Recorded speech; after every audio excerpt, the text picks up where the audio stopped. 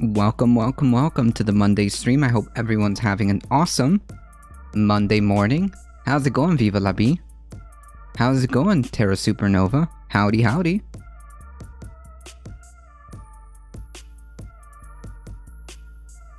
We just started. Hey, Ice Beans. Absolutely. Howdy.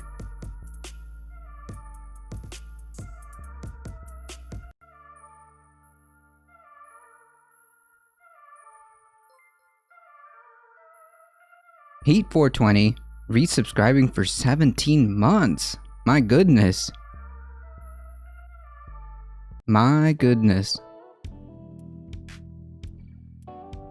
Thank you so much, I appreciate that. Heem rating with a party of 79? What? I don't believe this. Jesus, did I just miss that? How did I miss that? It is a party. It is absolutely a party. Welcome, Heemers. Thank you so much, Heem. Right before you came on. Oh shoot, I totally missed that. Jesus. Thank you, I appreciate that. I appreciate you bringing your community over here. Folks, if you've never seen us before, we are A Difficult Truth. We do news and politics Monday through Thursday, 9 a.m. Eastern Time. Hang out with us on Saturdays about noon Eastern Time. Kitty cats guaranteed. However, the stream on Saturdays is miscellaneous. It could be anything from video games like we did this Saturday. We played some Halo. Or it could just be IRL stuff. You never know. The only thing guaranteed is a kitty cat on stream. Right before you came on. Oh, I see.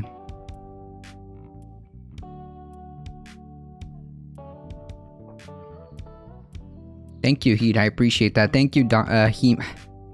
Man, I keep wanting to call him Dr. Heemed Out.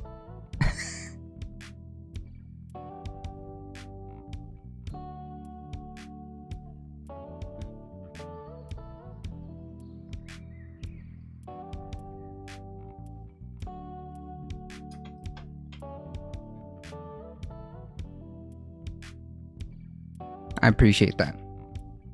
Cute mini Christmas tree. Thank you, I appreciate that. We are entering our second week. We are entering our second week of the war on Christmas. I think we're doing great. So we gotta keep fighting the good fight, right?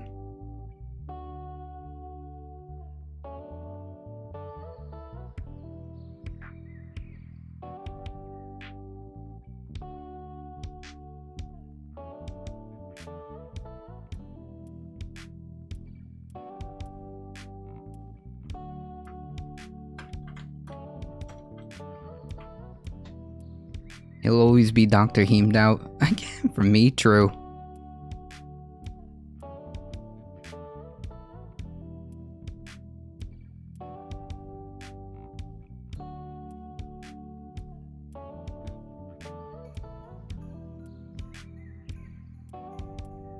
Alright folks, we've got a lot of stuff to go through. Let me make sure we got everything here.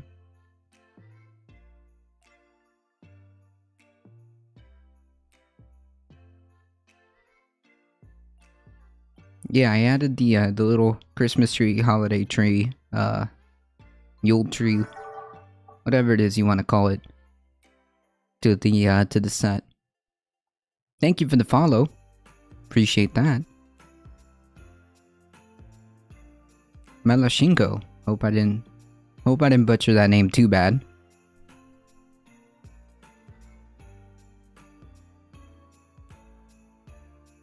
Morning. How's it going, Alio?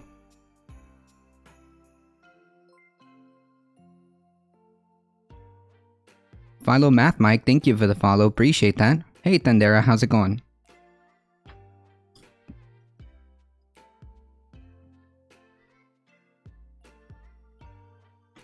Yeah, there's some good Discord articles, yeah. By the way, folks, if you guys want to keep up with the channel, hit !Discord and join the Discord to keep up with what's going on with the channel. Getting the COVID booster by 11:30. Nice. Sick 3 hours pin on the hat. Ah, you caught the reference there. That's good, Alio. I think probably within this month or next month will be the 6 months for me. So that means it's time.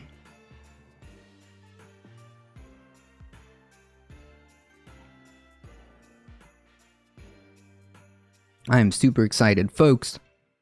In a couple of weeks, we will be on vacation for just 3 days. 3 stream days, I guess, would be the accurate term. We will be in Tennessee for my friend's wedding, and that being said,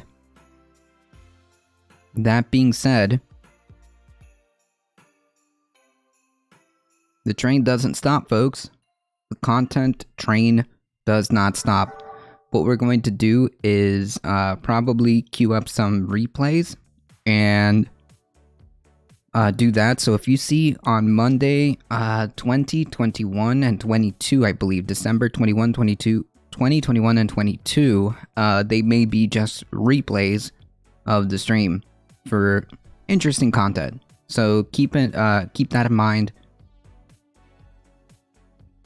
Keep that in mind as we approach that date.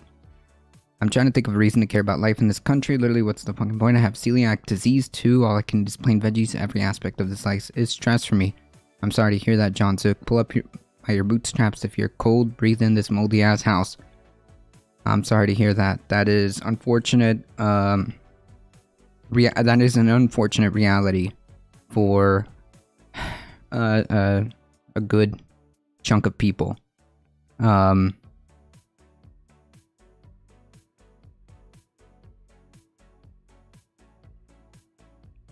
Not good. Not good.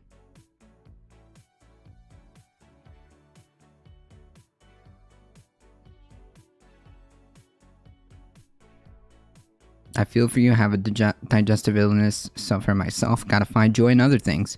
Yeah, that's absolutely a more positive way of spinning it. Heat, absolutely. Absolutely.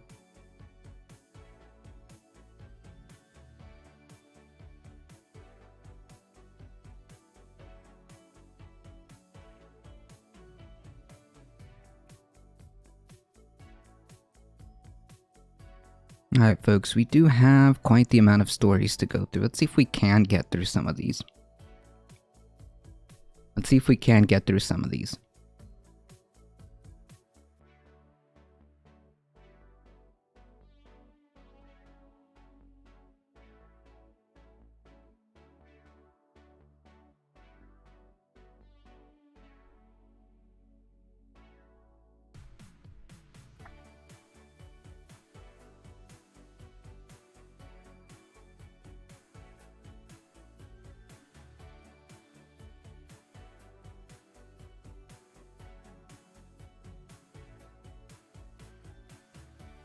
Where did you get your backdrop? It looks the same as the majority report, which isn't a diss. It looks stellar. Thank you, I appreciate that.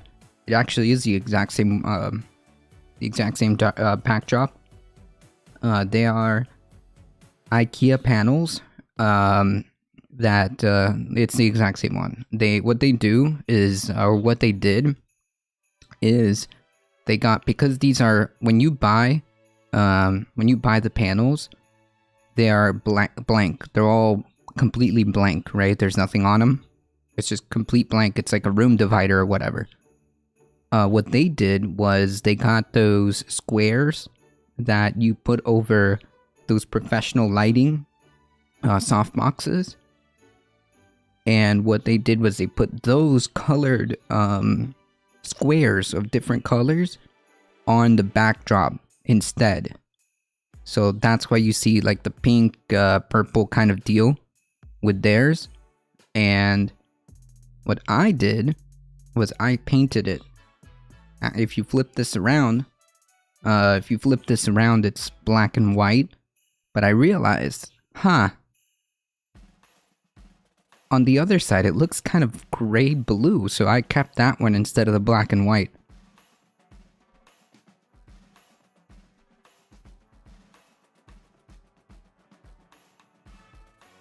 James Napper Tandy, how's it going?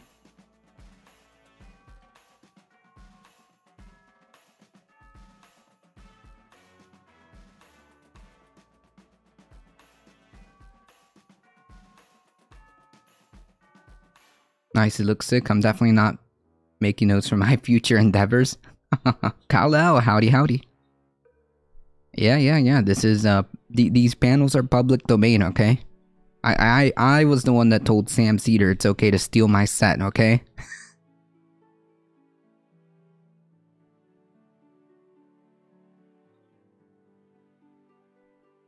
With a woman? No. Alright, Recursive Rose, thank you for the follow, appreciate that. How's it going, Kal-El?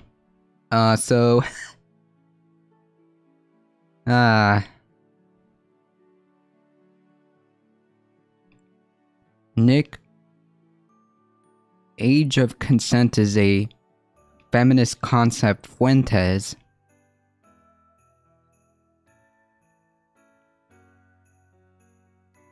delivered this nugget for us. Thank you, the serfs.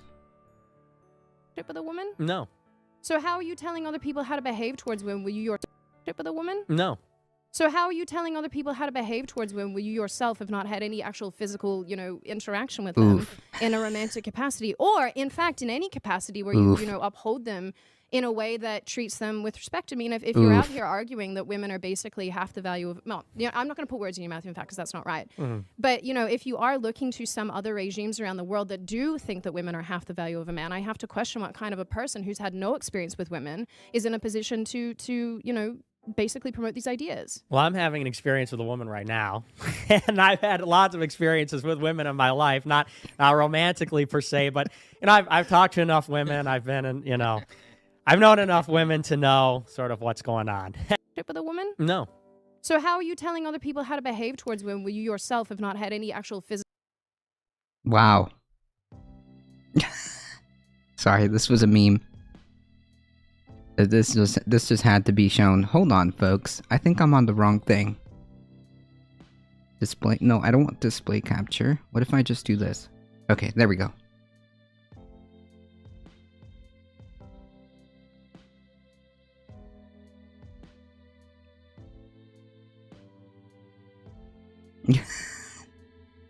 Brave of Nick Fuentes to engage in his public humiliation kink like that.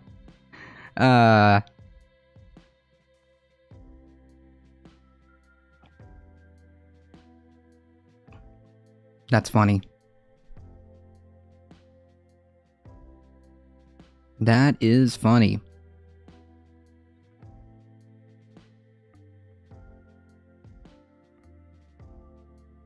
Doesn't he like cat boys anyways? Did we ever confirm that? I don't know.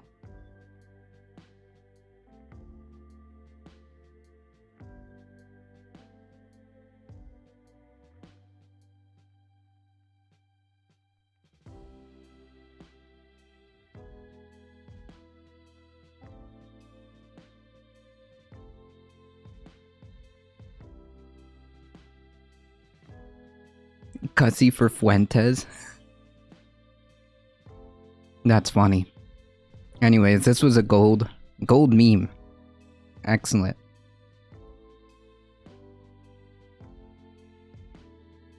Was trying to be Ben Shapiro? Nah. Nah. He isn't trying to be Ben Shapiro. He's trying to be something more. He's trying to be something more.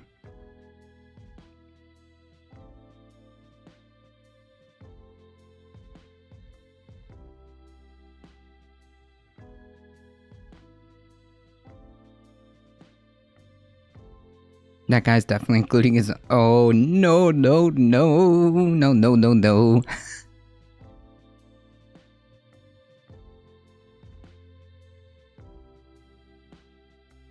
They love their hot rods, true. He's trying to trap the whole woman, not just her lady. It's true.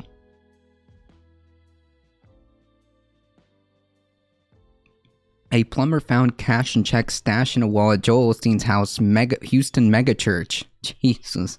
A plumber doing repair work at the pastor, Joel Osteen. Jesus. Imagine like still calling this guy a pastor. Found hundreds of envelopes of cash and checks hidden in a wall that police think is connected to a massive 2014 theft at the Houston megachurch. Officers were called to the church on November 10 to investigate the discovery, according to a statement from the Houston Police Department. Church members stated that during a renovation project, a large amount of money, including cash, checks, and money orders, were found inside a wall. Police said that evidence from the recovered checks suggested that the envelopes are connected to the March 19, 2014 theft of undisclosed amounts of money from the church. I mean, like, if you've got, like, money hidden to the point where there's hundreds and hundreds of envelopes. I think later in the article, there's like 500, right? They just like, the guy described, yeah, there we go, about 500 envelopes fell out of the wall. Jesus Christ. If you've got that type of money, I think you can pay taxes. If your church has that kind of money, I think your church can pay taxes and contribute to society. Yeah? I mean, like, it's just kind of an asinine idea that these mega churches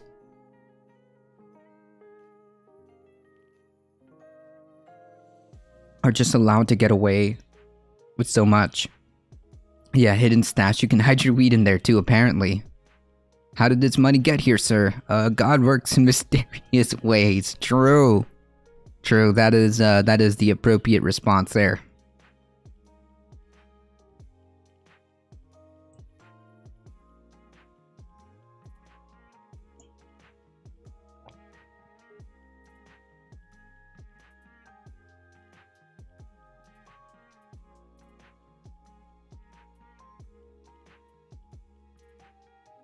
CNN reported that at the time that about $600,000 to $200,000 in cash, $400,000 in checks was taken from a church safe.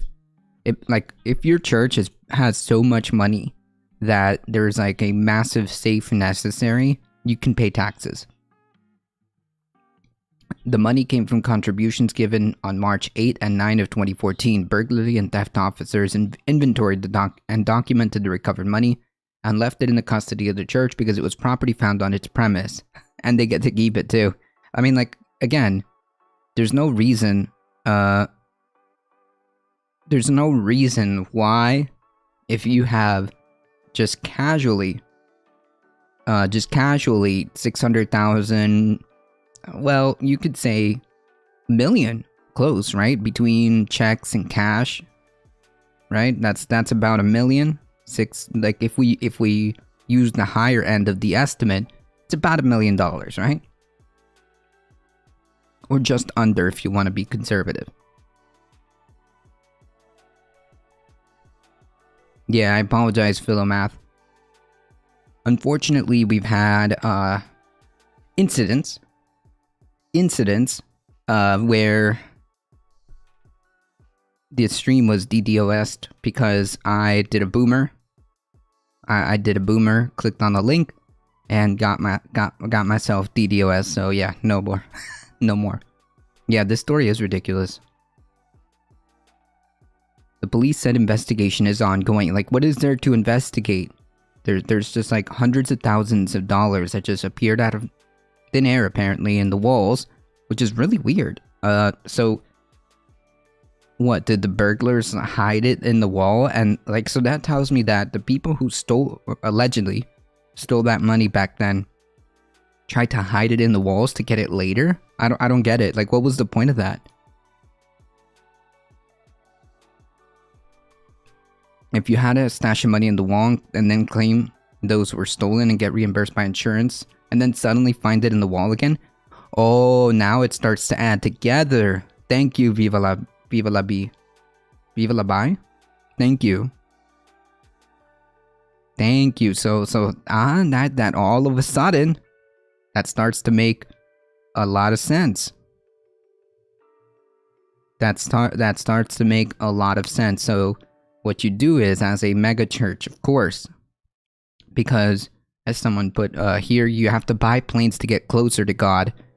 So what you do is you get your hundreds of thousands of dollars stolen, and then when the statute of limitations expires, you magically find it again.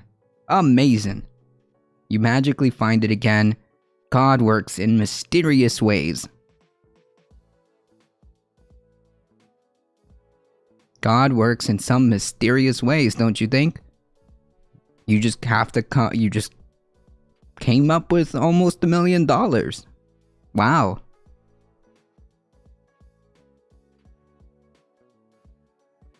So this is pocket change to him? Yeah, but another $1 million couldn't hurt, right?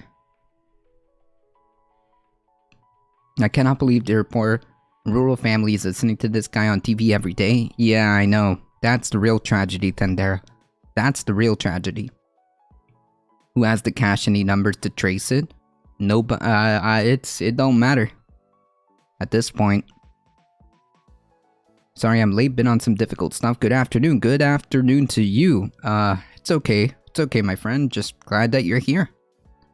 Mega churches shouldn't exist, and churches should pay taxes. True. Money in vault is 90% of the time just money that needs laundering. Yeah, that's a good point too. That is a very good point. That is a very good point. Because, like, why else? I mean, unless there's, like, a employee of the church, I think, like Heat said, that stole all this money, who had access to the vault, and then put the money in the wall. Why would you do that? It just seems kind of weird. Out of all the possible scenarios, it just seems kind of weird. Out of all the possible scenarios, it just seems kind of weird, and I think that probably in collusion, in cahoots, I guess, it is quite possible, this is speculation, that all this is just somebody, in cahoots with the leader of the church, Olstein, just created a burglary. Quite possibly, we'd have to look into this to see if there is a insurance claim on this. If so, it's very convenient that just after the statute of limitations expired, they found it again. It's just like magic. So who knows? It is quite possible that that story is plausible. There was a weekend where 600K went missing 7 years ago. Open case still. Yeah. But here's the kicker. Here's the kicker. Crime Stoppers of Houston had offered $25,000 reward in 2014 for the information leading to arrest in the case, but the organization said the money is no longer available because the statute of limitations had expired in the case. So, I mean, this is just pure coincidence, right? Pure coincidence that they found just found all of this money. It just, God works in mysterious ways, right?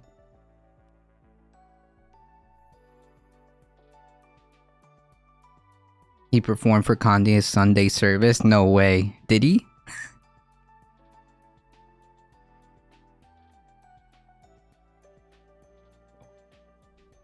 Unbelievable to me. I wish we had videos of our faces because we were just like, holy cow, he said he was impressed that Justin did the right thing and turned in the money. Yeah, I mean, he should have kept the money. Just saying.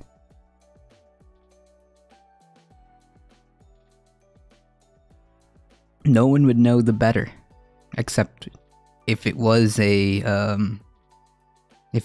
conspiracy, then they would know. But I'd be pieced out by then.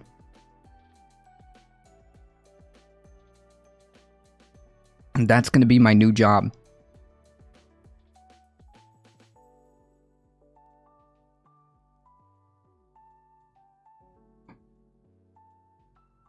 That's gonna be my new job. My new job is to infiltrate all these mega churches and see if I could find money in the walls and then just disappear. He must be a damn good pastor if God decided to give him the money back after that. True. Skidadier, how's it going? Good morning, hope you're well. Good morning, Carlos, hope you're well. It's been a wild one in the Squid House, but nothing too out of the ordinary. Well, glad to see you here, and hope you're doing okay. We're hanging out here. We're chilling.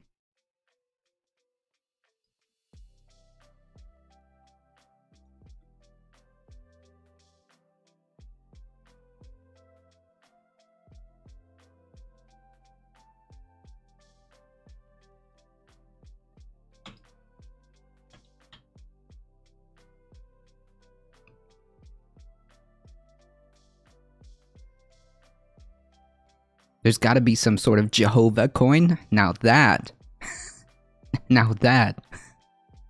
would be not surprising. I heard Osteen was on the roof of his church during Harvey sniping people. Oh no. Oh no, no, no. Really, all this means is that we need to be watching Osteen and the people around him. True. True. You know, God is probably going to bestow quite the gift on the folks close to Osteen, right? There's gonna be God is gonna work God is gonna do His will and reward Osteen and the folks around him. Of course, we're gonna see that. I bet. He's just gonna magically come up with like, hey, look at that! I got a new car. Look at that! I got a brand new whatever on my house. Please do not judge folks who only do good as their faith teaches. Nope, I'm completely against Joel Osteen and these mega churches. Nah, nah, F them. Sorry, F them. Not even gonna front. Not even gonna front. Money hidden in the wall so wild sounds like something out of Marjorie Taylor Greene would say. True. That is so funny. True.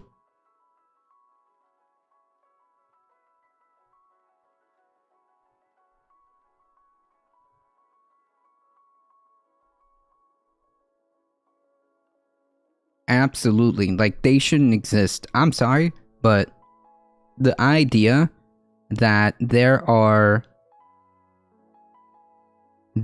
mega churches who have grifted and extracted millions, not exaggeration, but millions and millions of dollars, not exaggerating, from people, from poor people,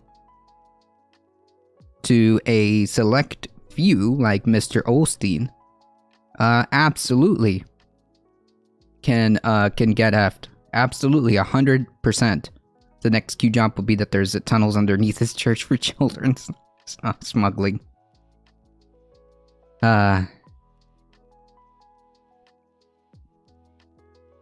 those that grift and those that extract. How do I say this? Not extract. There's a better word for this. Exploit. There we go. Exploit their members to the tune of millions of dollars. Yeah, no, sorry. And on top of that, they get to avoid paying taxes and get, in fact, sometimes even tax refunds for being a religious organization or whatever. Nah. Nope. Nope.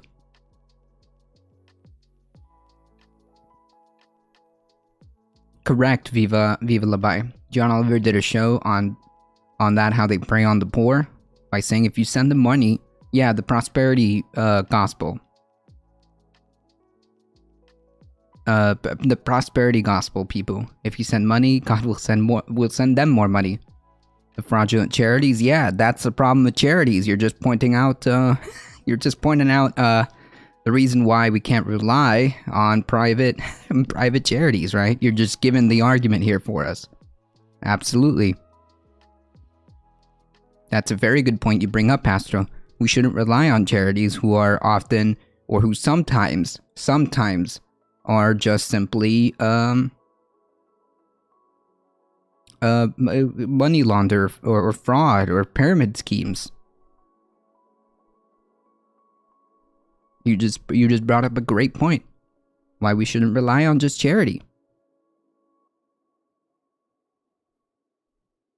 Or why, you know, it's kind of a meme to assume that, like, oh yeah, we should just have charity to solve some of our problems. Nope. You just pointed that out.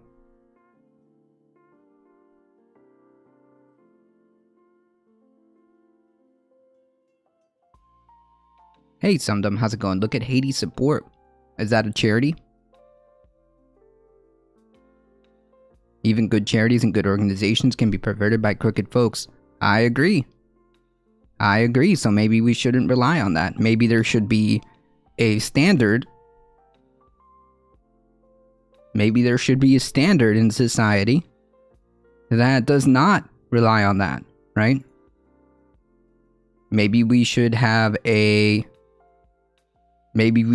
standard for society that does not rely on charity, right? Like food, housing, education, and healthcare, right? Can we agree on that?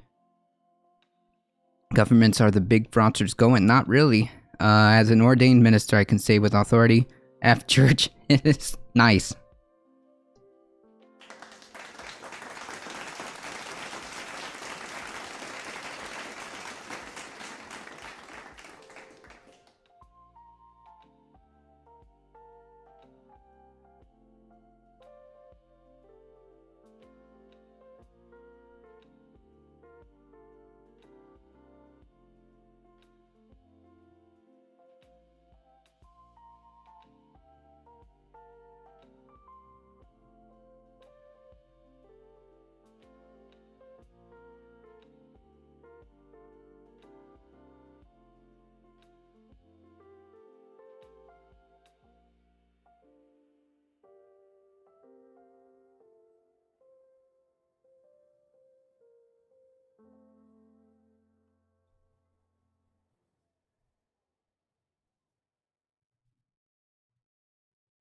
I thought Jesus wasn't about money. True. After the earthquake? Yeah, this is an excellent analysis, Kal-El. That is the TLDR. After the earthquake, we donated so much money to Haiti and almost none of it went to the actual rebuilding. Wow.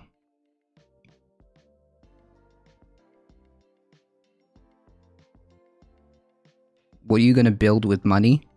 Infrastructure, resources. Yeah, that, like, remember, folks. The slightest breeze would knock it down? No. You pay people to build. Yeah, exactly. Supply side Jesus loves money. True. I forgot about, hold on. I think we need to end this segment with this one. 1 second, folks.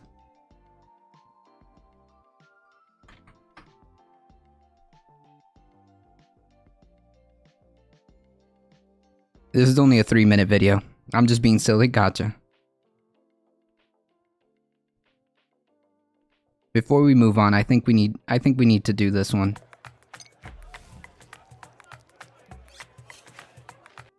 Truly I say unto you, whoever welcomes one of these little ones in my name might be letting in a murderer or a drug. Let's get her to a detention center. You know, till we can figure out what's going on.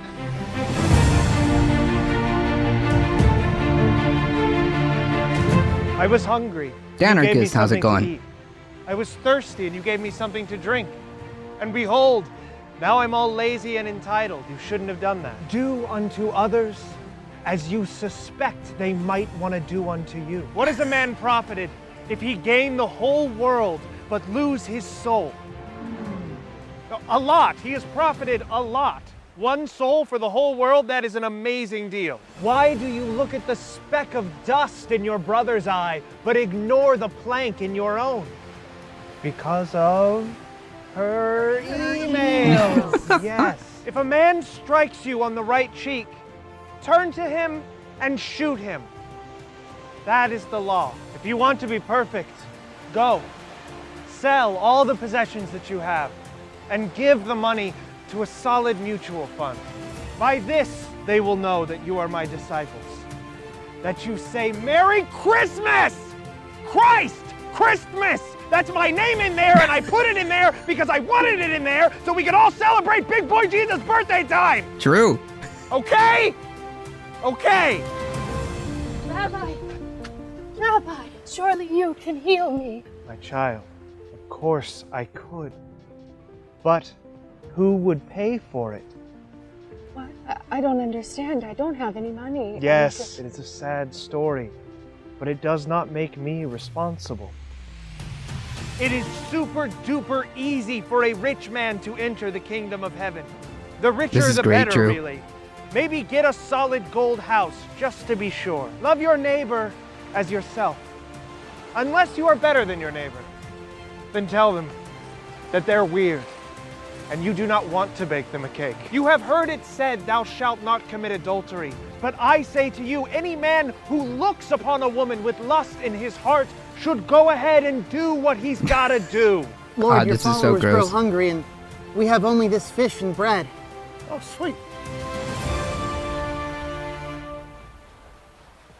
Injustice, food bank, or real outpouring the true meaning of Christmas. True.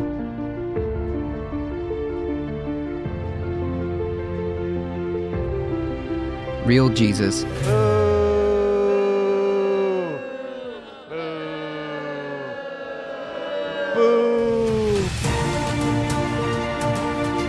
Literally, Republican Jesus.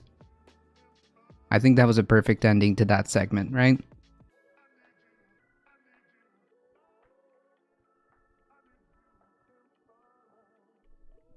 Probably a better use of the money, right?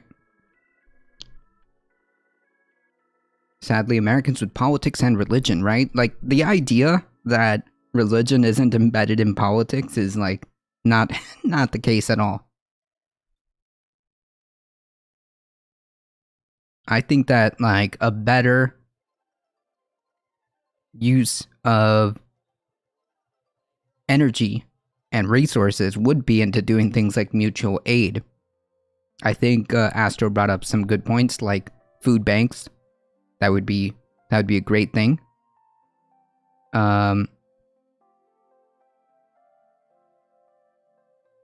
think that food banks are great. Our church gives out 100 food hampers to the needy at Christmas. Nice. Mutual aid, stuff like this, is great. Mutual aid like that, giving out food and, support, like legitimate mutual aid is great. I think the left should be taking the religion side back. I mean, like, you can turn it around and say, like, that's actually, like, the way, the way the conservatives take the teachings of the Bible are, like, completely upside down. You could say that. You could go the way of, my God. I'm forgetting. I'm having, like, a memory lapse. Cornel West. Dr. West. Dr. Cornel West. Yes. That's an interesting take.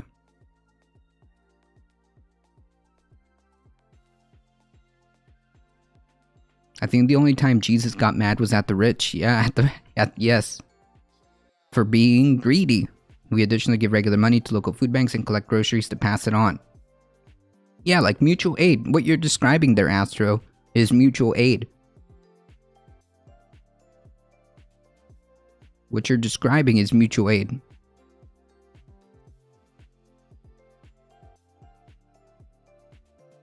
Community gardens where you share the veggies. Yeah, exactly, Malcriada. That is correct. All these are mutual aid.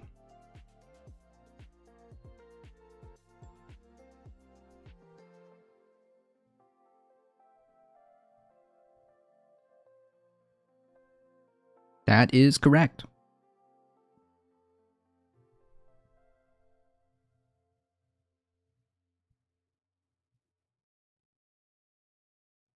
Right, I think at the bankers, right? Because they were something greed was the end of the moral of the story. So something about being too greedy and only caring about material possessions or something like that.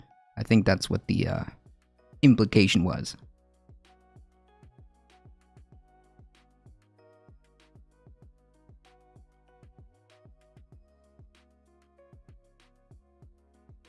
Right, there we go. Yeah, exactly. Throwing over tables. They were in the temple preaching about money. Yeah, exactly. Exactly. Alright, folks. Switching gears. Chris Cuomo has been officially fired.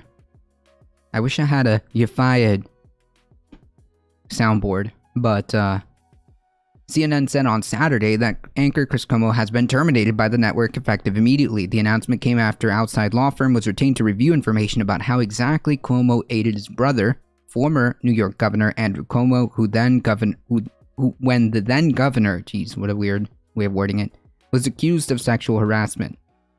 CNN suspended Cuomo indefinitely on Tuesday. The law firm retained by the network submitted its finding on Friday, according to a source with knowledge of the matter, and CNN Worldwide President Jeff Zucker fired Cuomo on Saturday. The producers and other staff who worked on Cuomo Primetime will remain in place. Michael Smirkanish? This person, sorry if I butchered the name. Cuomo's regular substitute will host at 9 p.m. Eastern Hour next week. CNN said in a statement Chris Cuomo was suspended earlier this week pending further evaluation of new information that came to light about his involvement with his brother's defense. We retained a respected law firm to conduct the review and have terminated him effective immediately. Action. Consequences.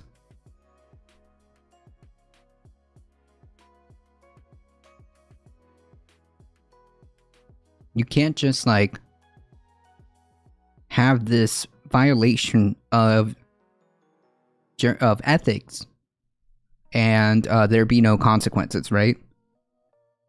You can't just have this gross violation of ethics and there be no consequences, right?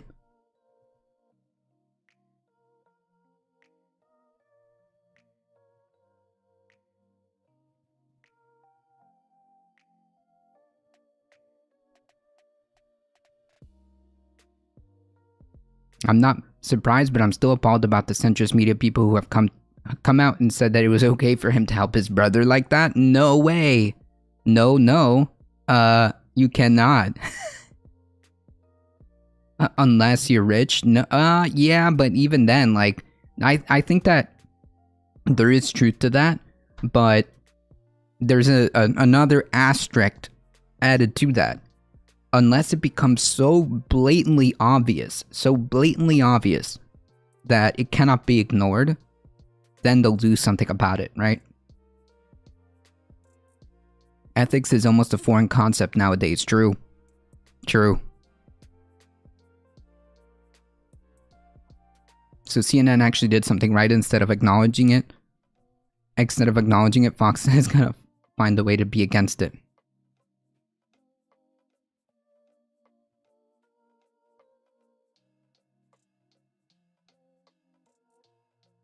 They're gonna get a book deal and a documentary series, reality TV show with CCTV in their homes about just dealing with this. Yeah, that's right.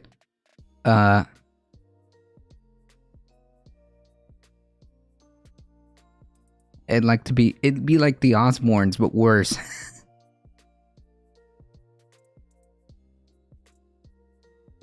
Yeah, how would you spin that though? Fox News says CNN hates family values and loyalty. Wait, but wouldn't it? Yeah, I don't know how you can spin that one. I don't know how you can spin that one. CNN just said, look, there's too much to ignore here. And there's there's no way of sweeping this under the rug. It's already out. It's already public. We can't do anything about it. So yeah, that's what you do. The only way to hold people this powerful accountable is by leaving no shadow of a doubt, right? Making things as public as possible, transparent as possible. That is the only way these folks get held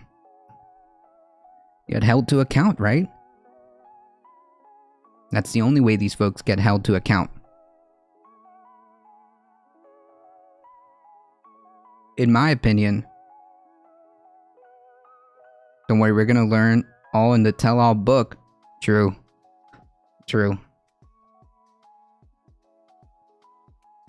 Cuomo will be back, just watch. If he's back, then jeez. Then really.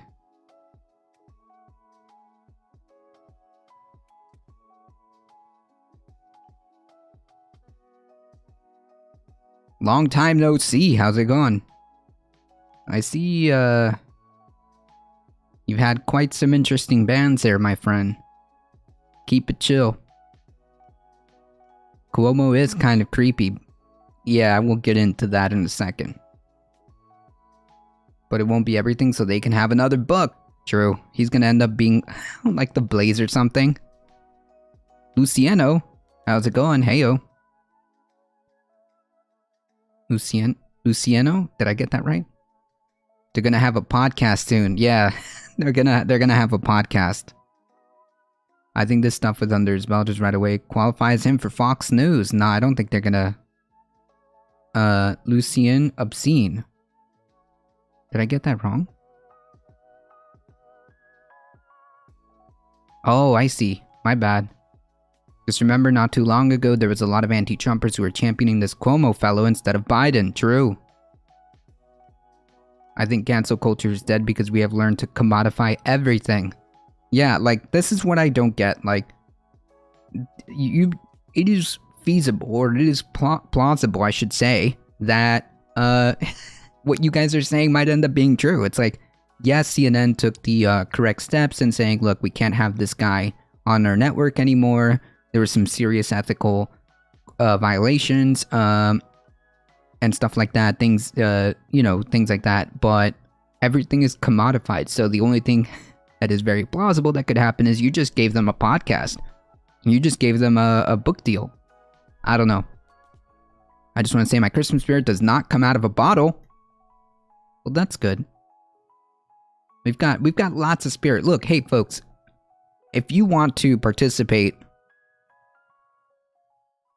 and you want to do your part on the war on Christmas, okay? You can participate. You can participate in the war on Christmas, okay? You can participate and help us. The commodification of cancel culture removes the ability to critique actual cancel culture practice by HR and bosses, more labor rights being stripped to protect the rich. That's a good point. That's a good point. Cancel culture is now a badge of honor, which gets commodified, and you get nowadays you get like your own podcast and stuff and a book deal. Yeah, I could see that happening. So like I could see, I guess I could see a scenario where Chris Cuomo and Andrew Cuomo, instead of being meaningfully critiqued and being like, hey, these are very horrible people, especially Andrew Cuomo. Now they get a podcast or potentially a book deal. I don't know. Can I like fight Santa directly, or do I have to go through his elves? You probably have to go through his elves.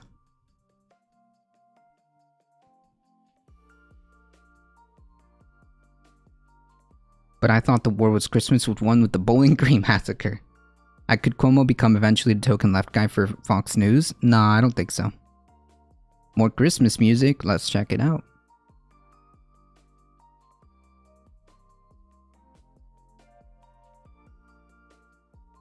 Kal-El.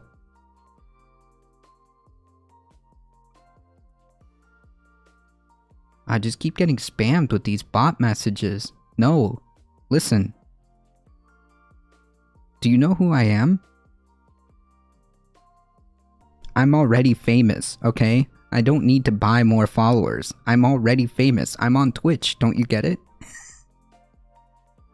No, I'm kidding. These bot accounts are really weird. They just keep spamming me. Yeah, I guess we just need to see where he pivots with the podcast. True. What is Dustin? How's it going? What is Santa's final form? How many healing potions do you need to reach it? I think that with a couple of healing potions in your pocket, I think will be good. If everybody just keeps a couple of them, we can heal each other. Howdy, howdy. According to American Dad, you need to fight the elves first. Gotcha. Don't worry, we're preparing. We've got 24. No, 20. Wait, I know how to math. Okay. About 18 days. Okay. We've got team planning. When do you get promoted? When do you get promoted to management? Well, we've got a Discord, and we can plan our final offensive before the 24th. Each reindeer is a mini boss. True. Hey, White Damp, how's it going? Are we fighting against Christmas or for Christmas? We are fighting the war on Christmas. Okay, on Christmas.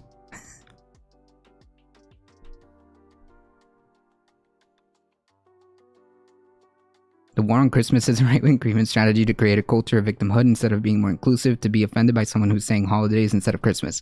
Yeah, it's not really... Hey, ADT, it's Monday, but it's all good. I get ya. Como is a fit. He's gonna sell a diet or workout after he sells a book. Oh yeah, that's also true.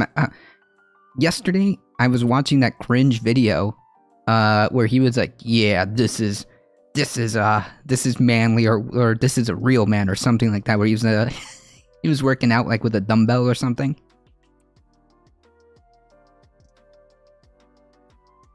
It's Starbucks not printing Merry Christmas on their cups. Yeah, Starbucks is doing their part, that's for sure. We appreciate Starbucks. If you haven't noticed, this is all one giant meme, okay? Just to be clear, this is all one giant meme. Okay, Starbucks is horrible. But yeah, this is all one giant meme. I've got a...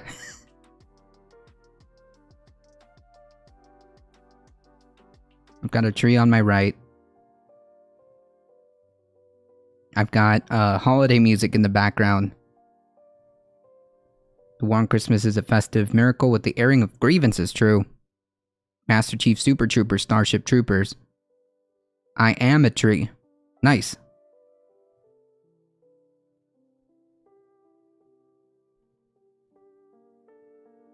Yeah, Bloomberg is financing the resistance, exactly.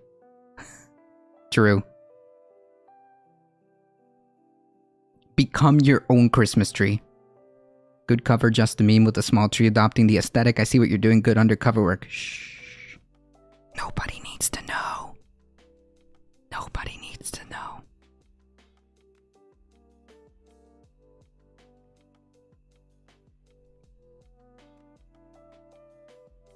In a statement of his own, Chris Como said, "This is not how I want my time at CNN to end, but I've already told you why and how I helped my brother." Clearly not. Clearly there was further evidence, and it's not just the reason. It's not just that. There's a reason why you were fired, my friend. So let me now say, as disappointing as it is, I could not be more proud of the team at Como Prime Time and the work we did as CNN's #1 show in the most competitive time slot. I was them all, and I miss that group with special people who did important work. Yeah, so CNN fires Chris Como. That's good on them. Commander Vicky, how's it going?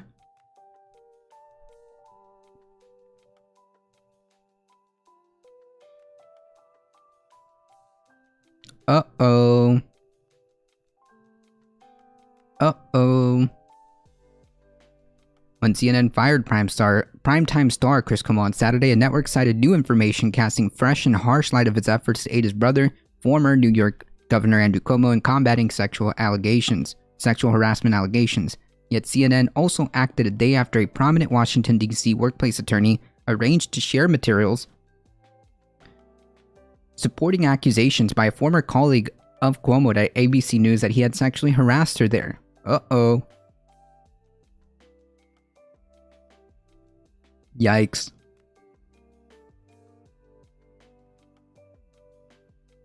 Yikes. Gutfeld will replace Cuomo? No, please God, no. Please God, no. That guy is insufferable. My client came forward at this time because she felt in sharing her story and related documentation that could help protect other women. She added that the woman wished to remain anonymous.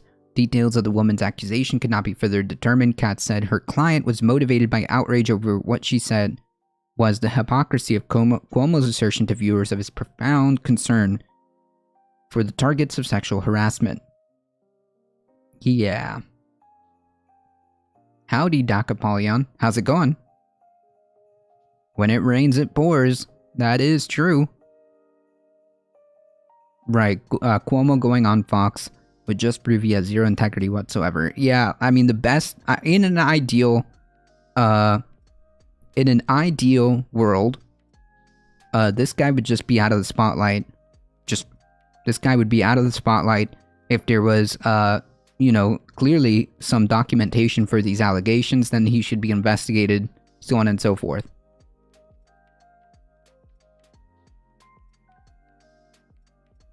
She collected documentation. Yeah, apparently there's documentation of this. So, I mean, there should be a investigation, right? I mean, I'm pretty sure that's, this allegation warrants a investigation. No, Cuomo has no integrity. Apparently.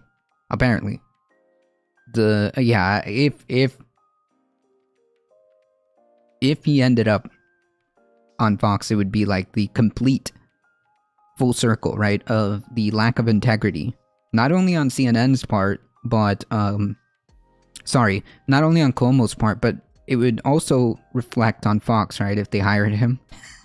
That would be bizarro world. Anyways, apparently there's documentation of this allegation, and, that being said, there should be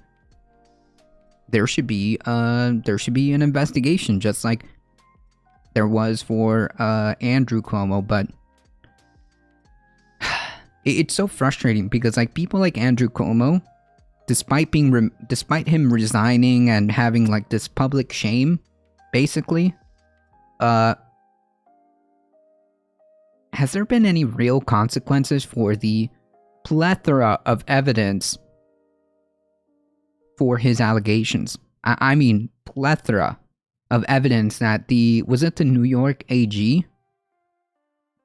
Who was the one who was like doing this? The New York AG, or who was it that brought who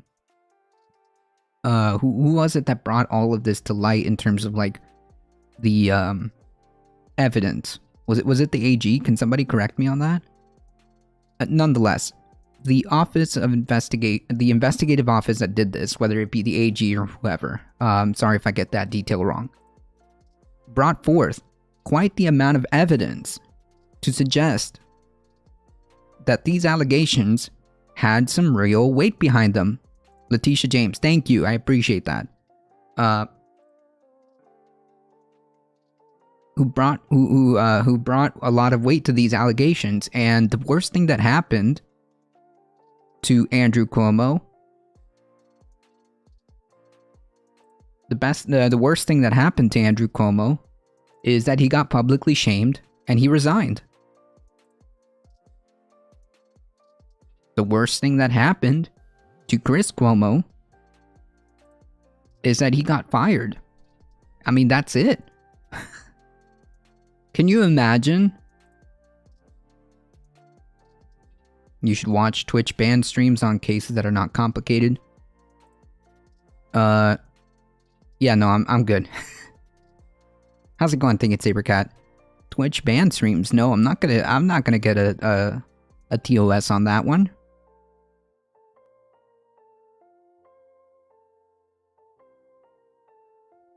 Politicizing a tragic accident from the worst stakes from Lance. Listen, I know that I know that the serfs have taken a couple of L's, but the biggest L has been from the right, okay?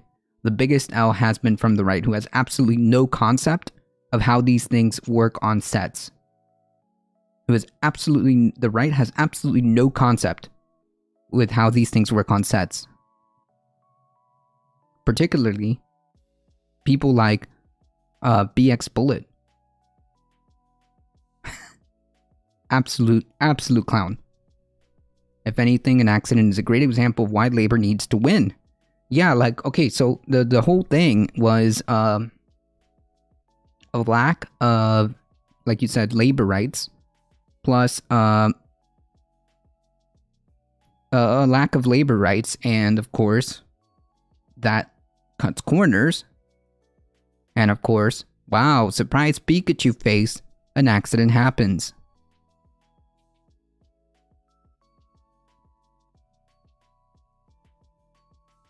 No, you're getting it wrong. I'm saying Twitch should ban streams on cases that are not complicated. Yeah, but like, I don't think that would warrant a ban, though. I don't know. Twitch should ban streams on cases that are not complicated. Like, would having such a horrible take on the Alec Baldwin case get you banned on Twitch? No. Cuomo family is a big name in New York. Even if they did try to press charges or sue, he would just buy his way out. True. But you don't remember how funny it was when Chris Cuomo brought out the huge cotton swabs he interviewed his brother, Senator Andrew Cuomo. Yeah, hilarious. Amazing. Yeah. He's gonna come out with Why the Left Left Me by Chris Cuomo.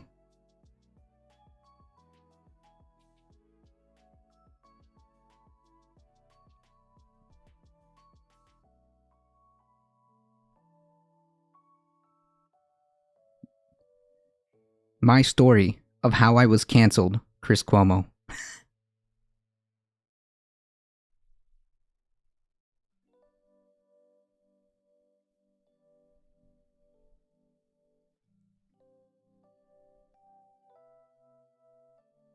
Lucienne Obscene, thank you for the follow.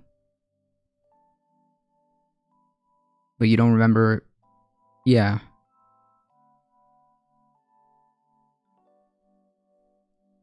So this would mean we couldn't watch live court cases or discuss climate change. The right wing doesn't think climate change is settled science. Yeah, that's true. To some degree, that is true. I really don't think that this is hard for him to pivot, right? Only difference between the two is social issues. Yeah, I guess. I wouldn't be surprised, but I don't think he's gonna do that. Or maybe he is. I don't know. Either way, must be nice to the only thing that you have to worry about is being fired. But hey, we've got new credible, or allegedly, we've got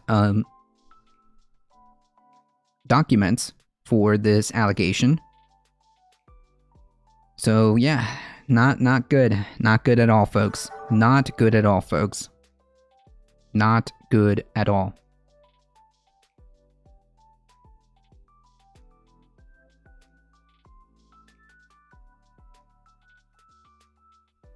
Maybe a TOS changed. I would say a court case where there is no clear position, as that argued tabloid press are prevented from making wild claims for that reason, and that even the press don't have all the facts.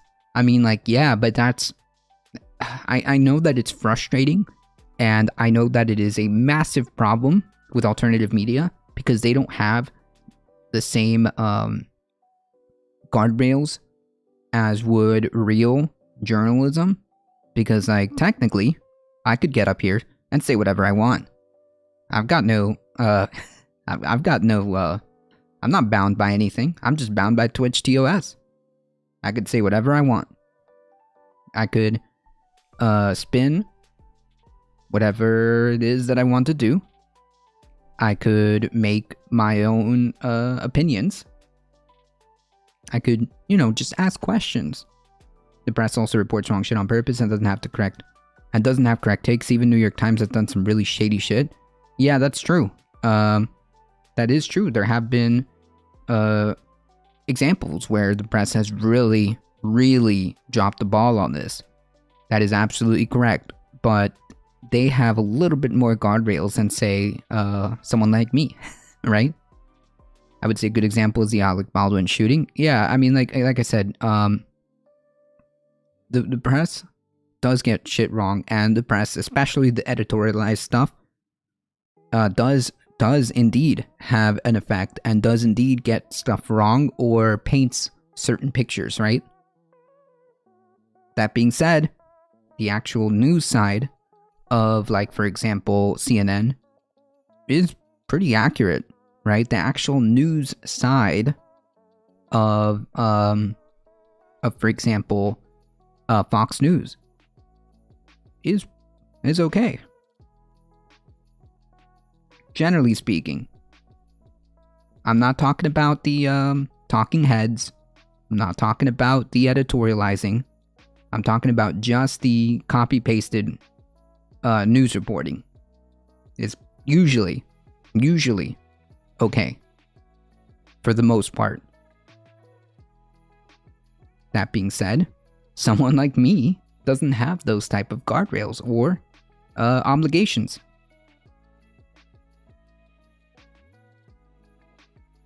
So yeah, I don't know, like a DOS change, like that, I don't know.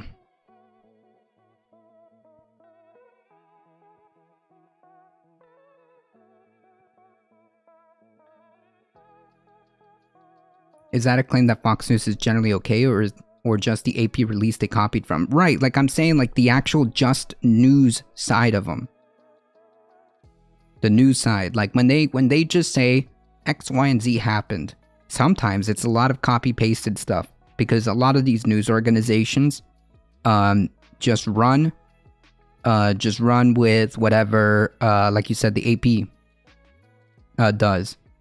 Or run, yes, Stack of Polygon, or run like whatever Reuters ran, right? They just copy paste because, I mean, let's be honest, the news is, 6 companies or something like that. And the journalism comes from a couple of places and then it just kind of spreads out, right? Those are pretty legit, right? You can usually, and they'll post it there on the small, tiny thing. You can usually just kind of use that. That's okay. It's when you start getting into the editorialized opinion pieces. Local news is also usually pretty good. Like Dendera said. You can usually use that. But when it starts to get into the opinions, the editorialized versions, yeah, that's when you get into trouble, right? That's when you get into trouble, because those aren't news.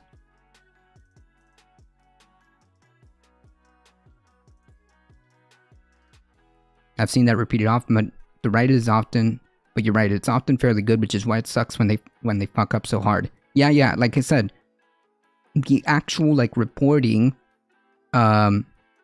usually is pretty decent, right? Because it's all like spread out from one or couple of sources, right? But it's when you have editorialized stuff. Local news is controlled more and more by Sinclair. Huh. Interesting. When you get to just reporting facts, you can usually be okay with that, right? That's all I'm saying. That's all I'm saying. And what I'm trying to say is people like me don't have the same guardrails, right? People like me, like alternative media, do not have the same ethics to, or ethics or obligations, is what I'm trying to say.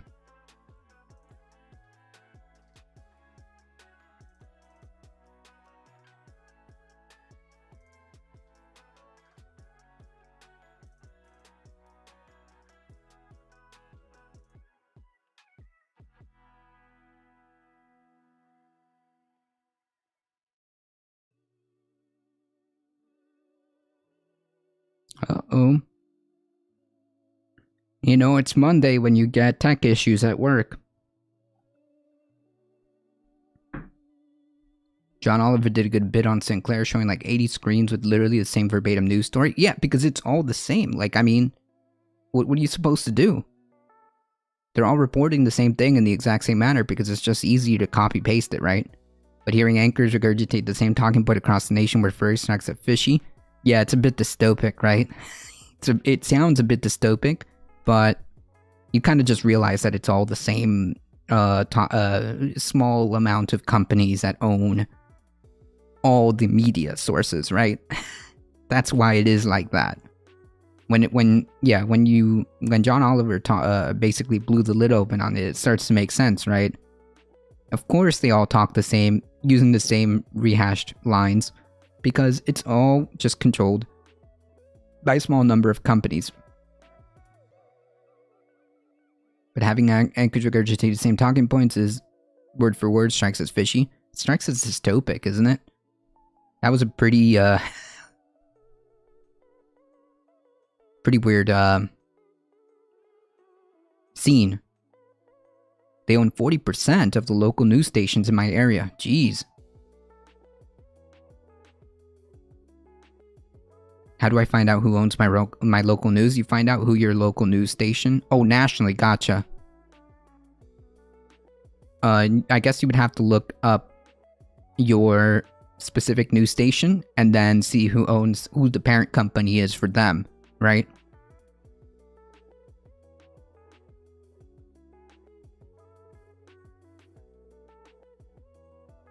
It's like Facebook, but professional.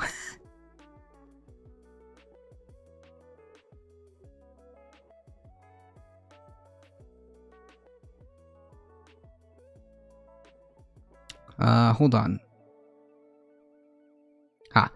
When the news is toxic like the anti-Corbyn stuff, I worry that the kind of prejudgment and frankly paranoia being put out on Twitch is pretty unhealthy. As you look at 2015 BitChute, it was mostly bong sellers, yoga instructors, and even a guy who taught how to make the most exact food from scratch. But now BitChute is level fake news that OAN couldn't even top, and left-wing fake news isn't different.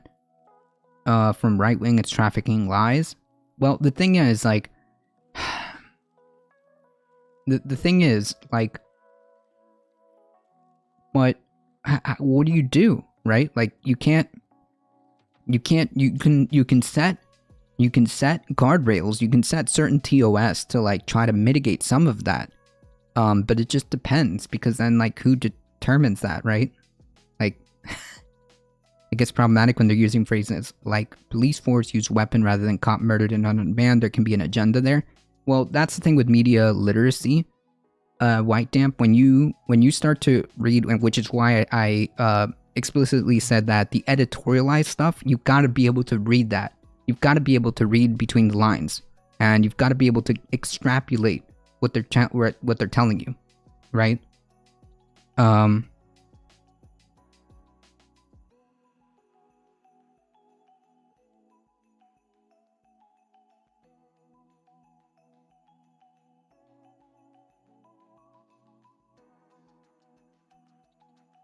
I mean, on the local news, that means it comes from a Sinclair. Wait.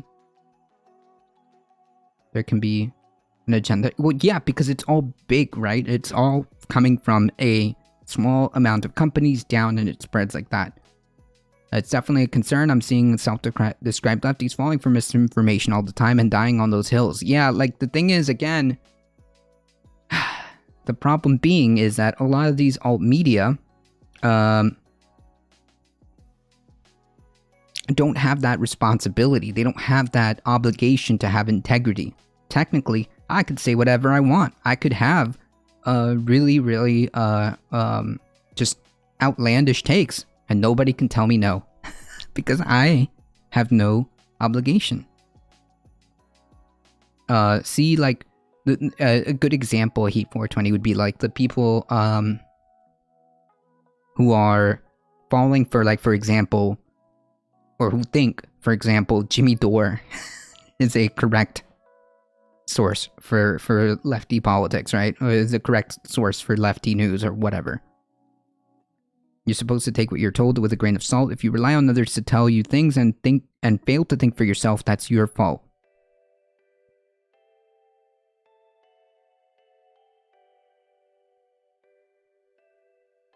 So a good example, Heat 420.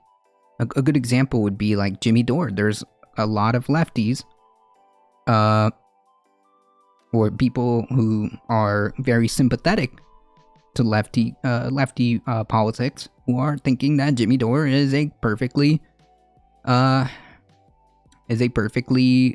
okay, truthful source, when indeed he's all but. Because crap sells, exactly. If you're wrong, you just keep reading more Facebook. Yeah.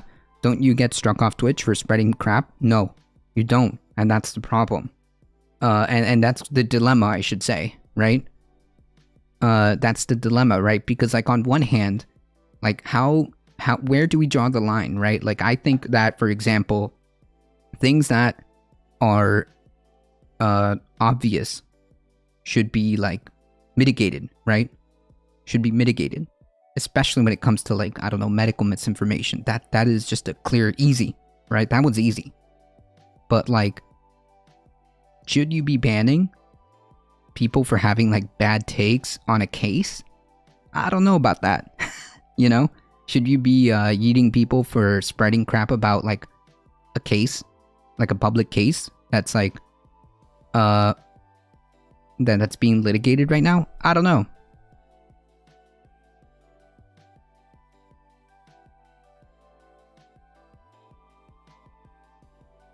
It's just one of those things I like about the news in Canada. 2 major networks are government funded, but they're still really against government action. Just the policy mandates journalistic integrity to get the information right and investigate properly. A lot of CBC and CTV journalists don't seem to insert their own bias and just follow the news. Many people who are progressive will still blow the lid on progressive politicians or locals who act without scruples. Yeah. Right. Corporations care about interaction, not truth, because interaction equals profit. This is why Fox News can be called news but be entertainment, right? The removal of the fairness doctrine. Yeah. We need to bring some of that back. Why doesn't the TOS people kick people off? Because it's not against TOS, right? Like having a bad take on a case isn't against TOS, right? Like I don't think that should be TOS. Having a narrative that you spin because of a case that's going on right now isn't against TOS. Nor do I think that people should just be kicked off, right? Because I don't know, I'm not comfortable with that. I think that if you want to have an asinine take about X, Y, or Z and you're on a Twitch stream, then fine. That being said, people are going to comment on that bad take and people are going to break it down.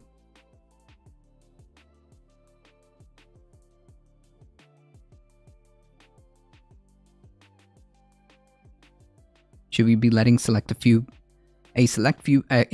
private companies decide? No. No. This is why we should bring back the fairness doctrine and why we should have like a robust like NPR kind of deal. But better. I don't idolize anyone as a result, but ADT is pretty cool. Thank you. Appreciate that. Corpos are right wing. What do you think they'll decide isn't TOS? Yeah, exactly. Do we really want that? Do we really want to have that conversation? What if suddenly what you believe is seen as a bad take? Right, like, exactly. So, I don't know, I'm not comfortable with just yeeting people because of that, right?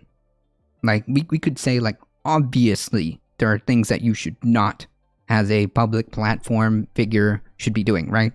One of them being, like, advocating for violence, calling people slurs constantly, using these things, right?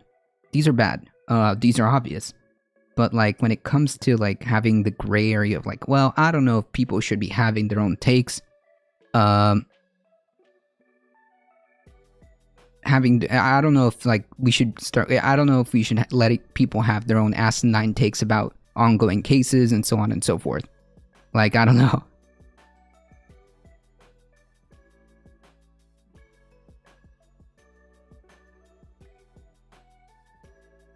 I didn't shower today was a bad take. TOS, banned.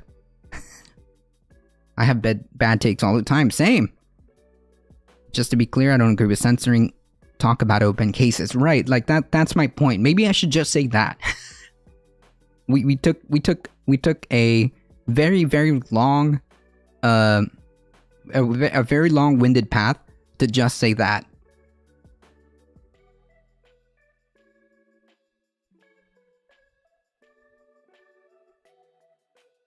Public online spaces should be regulated by an elected structure, not money. So like even if they were nationalized, I don't trust this government to do it well.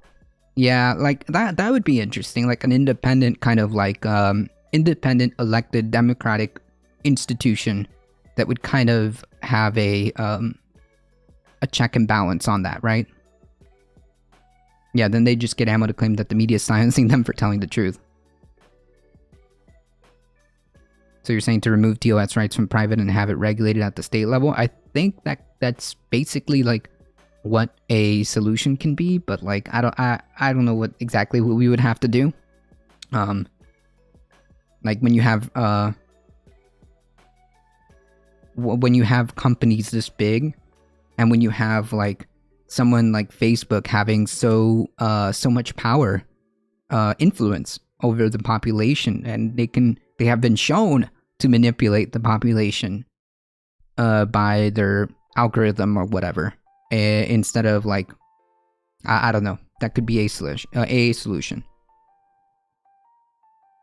Well, disliking the Likud party is one thing, but things that I think people say on Twitch sometimes sound pretty anti-Semitic, or in some cases homophobic. Oh yeah, sometimes. Yeah, if you hang out in Twitch politics long enough, yeah, you're gonna see something like that. I make it a prime directive. If in doubt, Google, just ask them Alec Baldwin. Is something a simple Google check would have shown? Yeah, I get it, but like, that doesn't mean like the serfs should be yeeted for making that like mistake, right? The serfs isn't like a reporter, right? Just to be clear. And if you think that someone like the serfs is a legitimate source for news, that's kind of weird, because like the serfs, Lance, is very specific. The Lance is very specific. And I'm using his quote. I'm just a clown on the internet. He is there to present you his perspective. He is there to present you his perspective and how he sees the world. That is what he self describes himself, right? He's literally telling you, I'm here to A, bring my perspective to the board, to show you what I think about occurrences that are happening in Canada, the US, and sometimes he does international news, sometimes he does interviews. He's there to give you his perspective. That's it.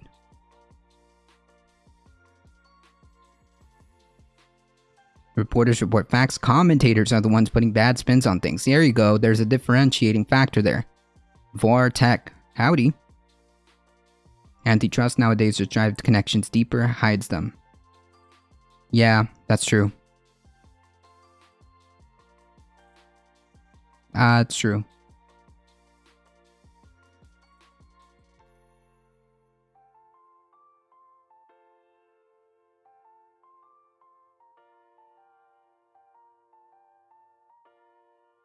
Google turned to Alphabet to make antitrust moot.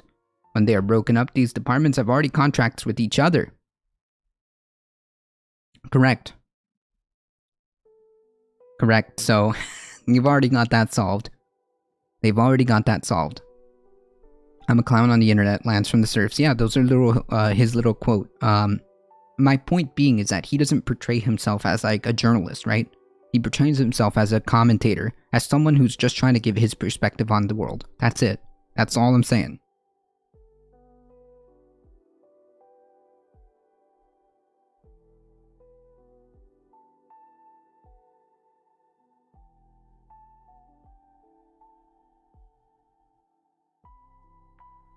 Material squirrels. To be fair, so does Door. Yeah, and Door is not a journalist.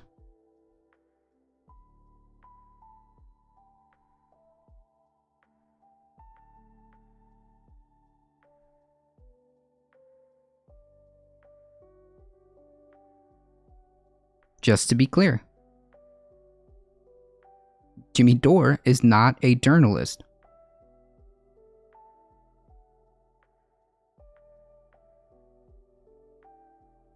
When you're watching Jimmy Dore, you're watching Jimmy Dore because you seem to agree with his perspective on the events, on current events. To be fair, journalist is a low bar in 2021. Nah, I just think that, like, people are conflating the idea of, like, legitimate journalism with, like, I don't know, people on the internet. But Lance at least admits to being biased. Yeah, absolutely. Lance is telling you up front what he's about, okay? I'm here to present my ideas and blah, like, that's literally what he's telling you. Like, I don't get it, why people get so, like, angry or, like, attack. Like, dude, he's not, a journalist. He's telling you what he is.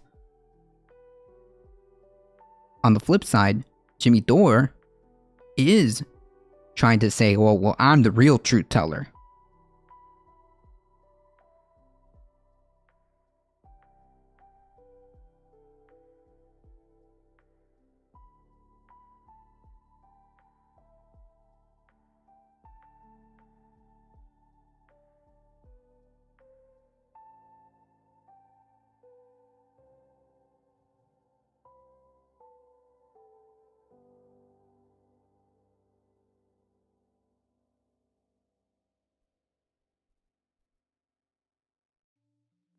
The heck?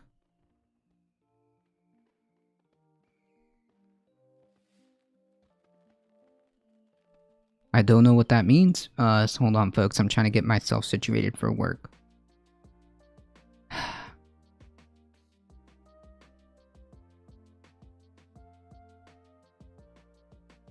Cancel. Stop it. Okay.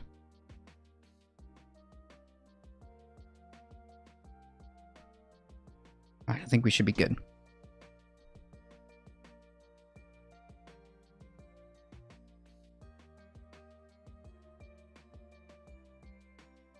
Can I send you? Okay, Temple, why did he even pretend to be left from the start? Hey, because, money. Money. Journalists usually go to school for the shit and credentials. Tucker Carlson is essentially an editor, backroom guy until he needed someone to go live about O.J. Simpson. Yeah, exactly. So salty right now, gotta chill out. This weed ain't working. See you later. Thank you for stopping by, Heat 420. Thank you. I think maybe you just need a Twitch and YouTube streamer guideline that says you have to make a video if you're wrong or lose something like monetization. And as it would get rid of guys like Rob Noor who say lies that would turn a cow's milk to cheese. What do you think? What you just said would hurt Andy No's feelings and maybe Tim Pool's. Sorry. Good morning. What are we talking about? Journalistic integrity.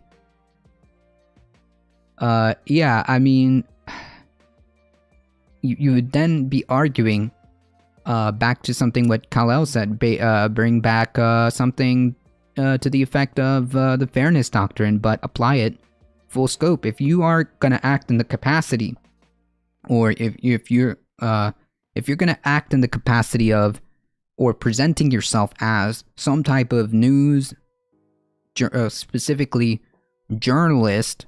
If you're gonna portray yourself as specifically journalist doing journalist work on the ground, like Bandera just said, on the ground, then maybe you could apply for like a special, I don't know, like a special license for Twitch or YouTube. I don't know, like this would be weird. We're getting into some real weird gray areas. There's kind of a fucked nepotistic system in the journalistic realm that doesn't have many issues going on the regular path if you don't have connections. Yeah.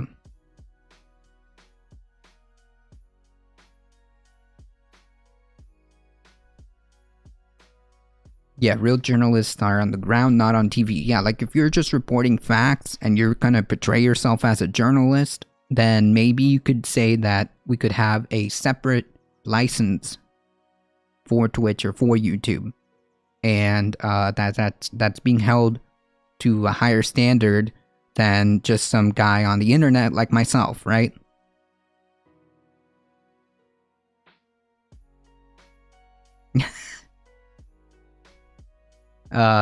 Viva. I don't know. I wouldn't knock Wish too hard, okay?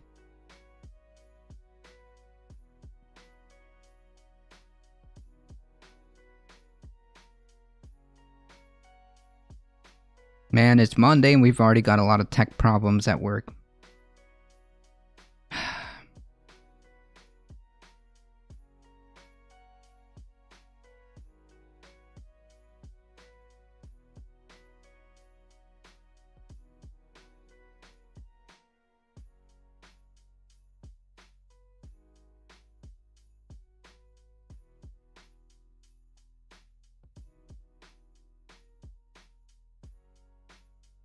I'm not knocking Wish, I said a cheap Wish copycat site. Okay, true. Because they'll find you? I wish Wish would send us something better than Andy. No. Wish has too much net. Hey, listen, to be fair, depending on where, what items you get on Wish, it can work. It can work. Actually, the very, sweater? Jacket, whatever you want to call it, is from Wish. All right, folks, we've got to move on. All right, we've been stun locked in this very heated debate. But yeah, TLDR. I think that after mulling over with chat, there may be a argument to make a separate elected integrity board. Yeah, you got to be careful though when you order from Wish. I'm just saying. Maybe there's an argument for a independent elected institution that gives a checks and balances. There may be an argument for making like different licensees for if you want to act in the capacity of journalism. If you want to act in the capacity of a journalist, then you would have X, Y, and Z on you. I don't know. If you reach a certain number of views, you should be forced to follow stricter guidelines, like Steven Crowder. Yeah, I know. You should. I mean, we'd all love this, but like, again, when you watch Steven Crowder, do you think to yourself, man, now that is a guy who is the pinnacle of journalistic integrity, right? Nowhere in his website, nowhere in his YouTube channel, nowhere in his videos does he state ever that he is a journalist, right?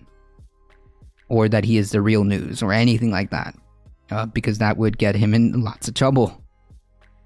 Got to do, but I also think that, like, God, I don't know, because I think we may get into like a slippery slope, you know? Got two different types of handheld emulators from Wish, and both were good. Nice. Because, like, remember, these are obvious examples, but like, what happens when it gets turned on us, right? What if we don't follow? What happens when those, who makes the guidelines, first of all, and what happens when those get turned on us? I don't know.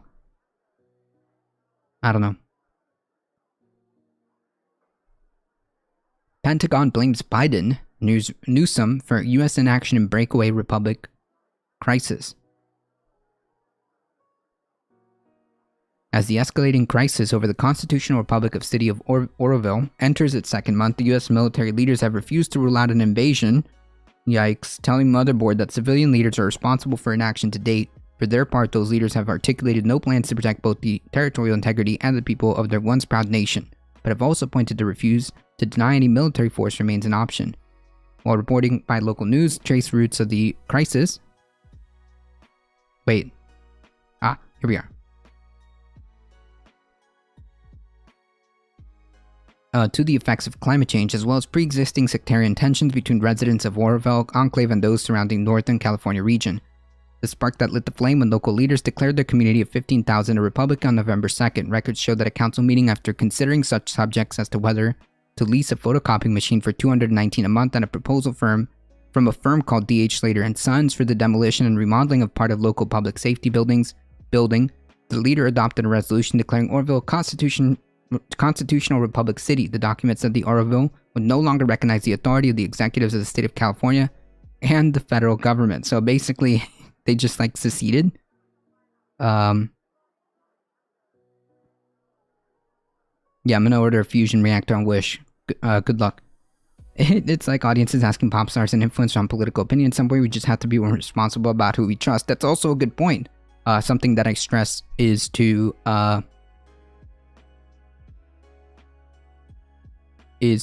have media literacy, right? Understand what you are reading, what biases are being presented to you, what narrative is being presented to you, how they're spinning it, and the actual facts that you can extrapolate from it. That's really what we need. We need like a national media literacy class in high school and college.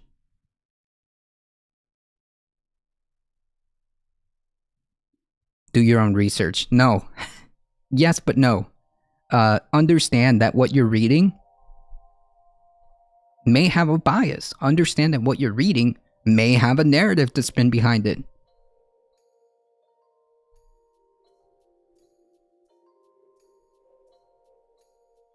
What do you mean? Tucker told me Nicki Minaj was a smart lady and and more people should listen to what she has to say. True.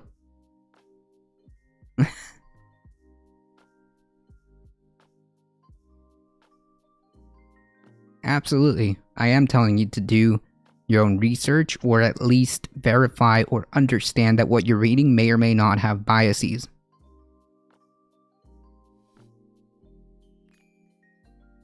Confusingly, the leaders of this land of contradictions, who have said they're motivated by the California Governor Gavin Newsom's mandate that school children should be vaccinated against COVID-19, have asserted that they are not seceding from either state or the state of California or the U.S., but are simply refusing to recognize their legal and political authority. So, secession.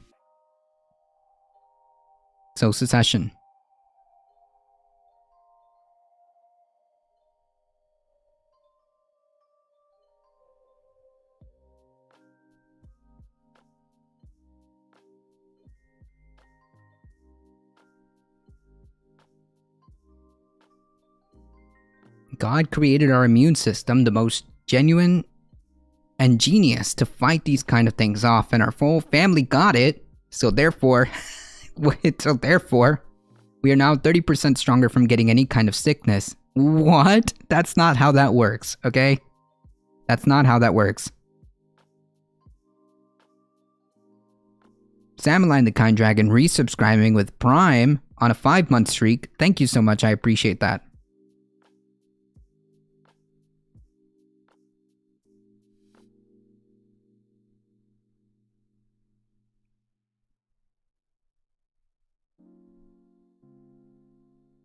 Yeah, so if you want, actually, Wikipedia, Cal just posted this one here. Let me post this in chat just to close out that discussion here.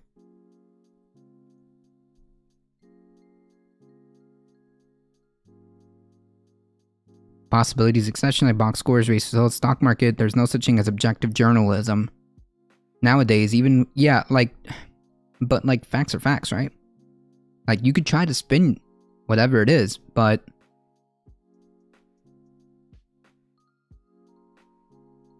right, I always assume it does, because it does, even if it's just facts. I think there's a yin and yang we need to deal with when getting more freedom of information. Right, all of these have caveats and guidelines, or should have caveats and guidelines, right?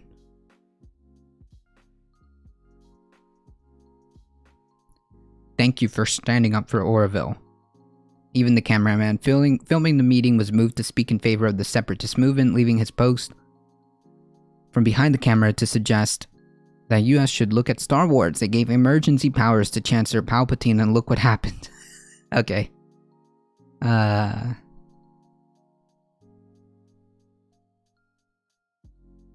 Nice meme. So I think what we can extrapolate is there's a section here, there's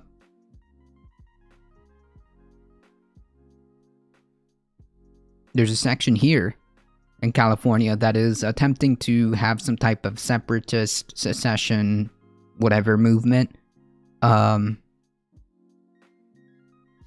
of cringe. Kind of cringe. Kind of cringe. Kind of cringe.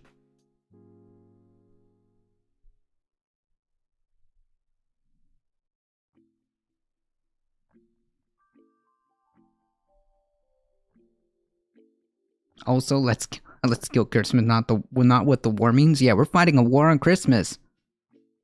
Okay? Exclamation Xmas. Nobody likes the truth when the lie is more entertaining. True. Misrepresented facts are as dangerous as lies. I agree. I agree. I agree.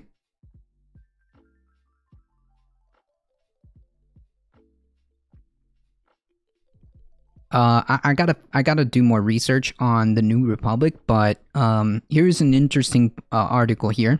Voters care more about climate change.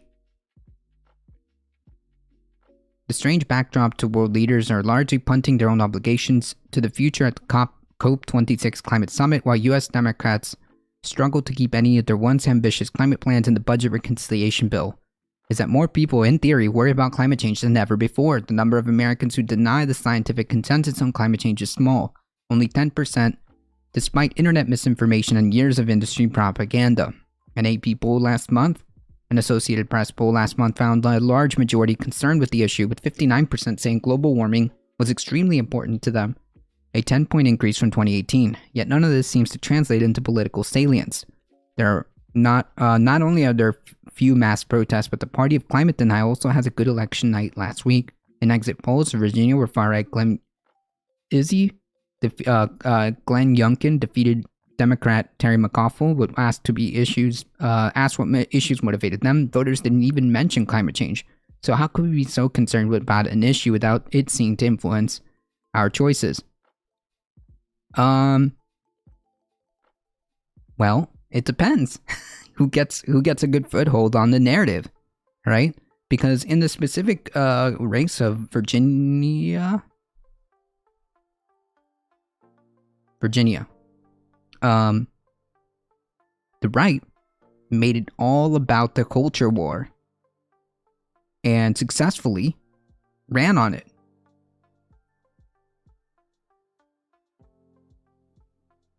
I had one of the huge problems is the general competency is the topic of news too. I had a friend share an article about the vaccines and she went on rambling about PCR tests accurately describing the process, but not understanding what it means and not understanding the way labs report information. Right, like if you and it's okay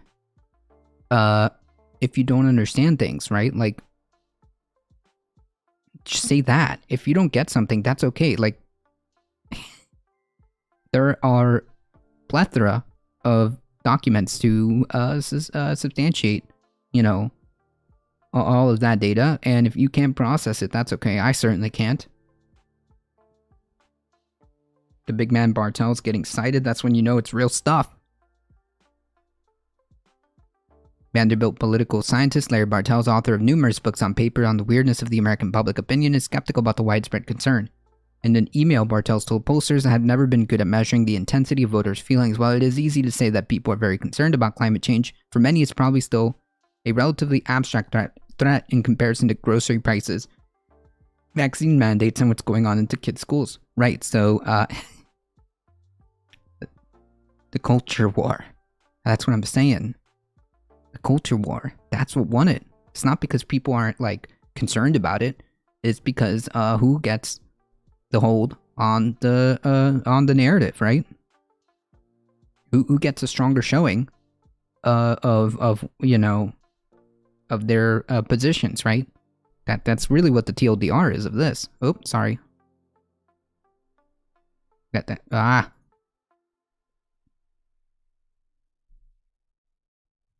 An ABC Washington Washington Post poll, the results of which were reported on Friday, support Bartel's reservations. Americans are closely split on whether climate is an urgent problem that demands government action, 45%, or a long-term problem that requires more study, slightly 49%.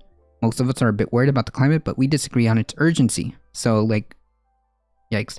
Bartel doesn't think that the issues matter to voters that much. Voting is driven more by social identities and symbolic values and policy. I think I agree.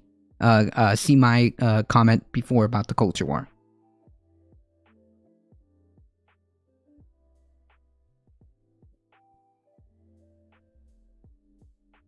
In fact, insofar as climate change can be seen as a culture war issue, remember how Trump railed against eco-friendly showerheads and light bulbs?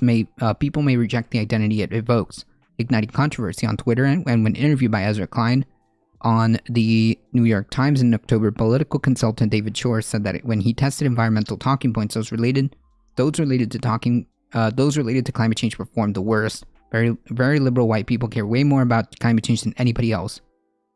Huh. So when you talk about climate change, you sound like a weird, very liberal white person. This white policy issue matters more than people realize. The policies you choose to talk about paint a picture of what kind of person you are. To a degree, I think that's true. But I don't know. Climate change will be economic. Yeah, but by the time it starts to really hammer down, it will be too late. By the time it starts to really be like that, it's already too late. People still think climate change is like 8 to 15 years away while we're already in the middle of it. Yeah, and like, for perspective, 8 years away, 15 years away, 30 years away, 80 years away, that's not that far. That's not that far. California Water District gets 0% of requested supplies amid drought conditions. Does that ring a bell? Does that paint the picture? Is that hammering the point? Climate change viewed as a culture because, again, we have yet to do any material change for climate change. True. Water agencies in drought-stricken California that serve 27 million residents and 750,000 acres of farmland won't get any of the water they've requested from the state heading into 2022 other than what's needed for critical health safety. It's the earliest date the Department of Water Resources has issued a 0% water allocation, a milestone that reflects the dire conditions in California as drought continues to grip the nation's most populous state and reservoirs sit at a historical low level. State water officials said mandatory water restrictions could be coming and major water districts urge consumers to conserve. If conditions continue to be this dry, we will see mandatory cutbacks. The heck ad is this? Oh, it's a headphone ad? These headphones look like little beans. Sorry. The low allocation, while unprecedented, doesn't mean California... Imagine getting stun-locked by a headphone ad.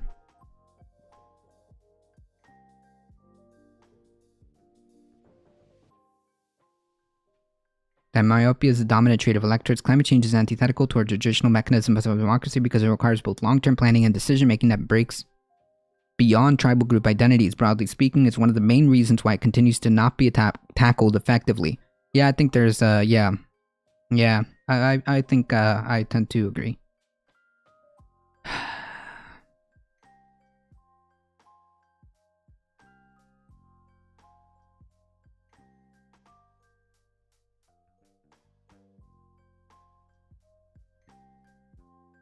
California has looked at desalination of the ocean as it's literally how Dubai and UAE has tamed the desert. Yeah, but it depends. Do we have the technology here in time? I think we as a collective agree. I think as a collective we agree it needs to be fixed. True. I think it's an issue with capitalism. I think capitalism absolutely has a part to play. And I think it has failed to give us any options, and in fact has exacerbated the issue and has basically put us in a position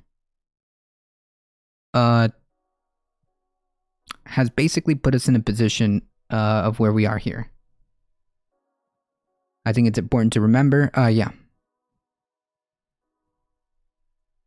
The low allocation, while unprecedented, doesn't mean Californians are at risk of losing water for drinking or bathing. The state water project is just one source of water for 29 districts. It supplies others include the Colorado River and local storage projects. The state will provide a small amount of water for health and safety needs to some districts that ask for it, but they won't get any water for any other purpose, such as irrigation, landscaping, and gardening, which consume a significant amount of water. Yikes. The state water project is a complex system of reservoirs, canals, and dams that work alongside the federal Central Valley Project to clean up water, to supply water up and down the state of nearly 40 million people. Lake Oroville, which is its largest reservoir, is only 30% full, about half of what it's normally this time of year. Jesus. People are myopic because they're people, not because they're capitalists. I think it's too easy to hide behind It's too easy to hide behind anti-capitalism when there's so much evidence that shows that electorates are not brilliant actors on the long-term issues. Yeah, that's also true. You can also say that is true.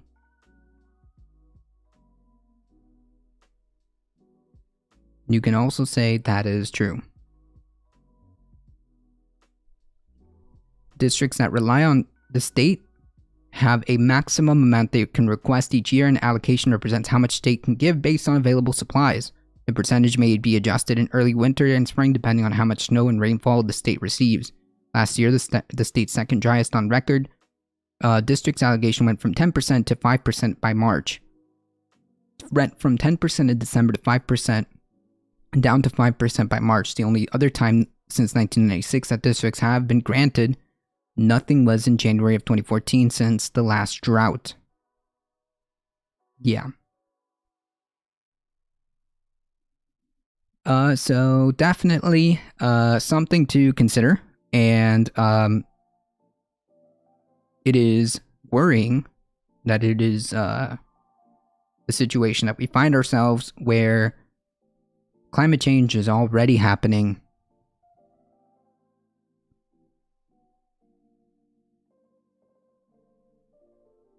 I think this is enough to illustrate the severity and the urgency.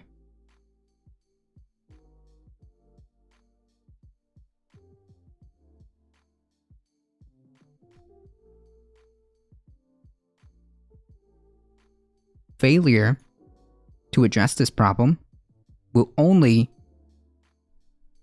create this to be the new norm.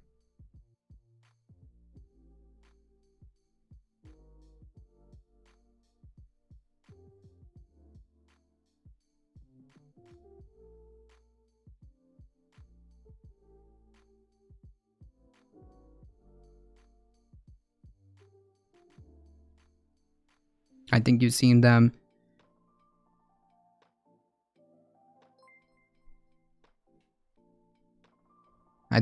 do nothing shows that you're wrong. Well, like, the thing is, I'm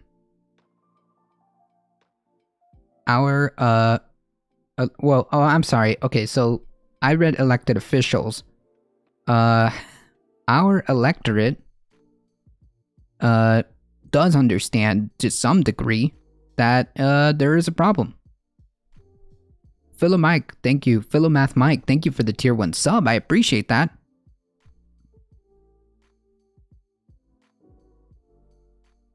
The biggest problem is across many, if not all, democracies that we have.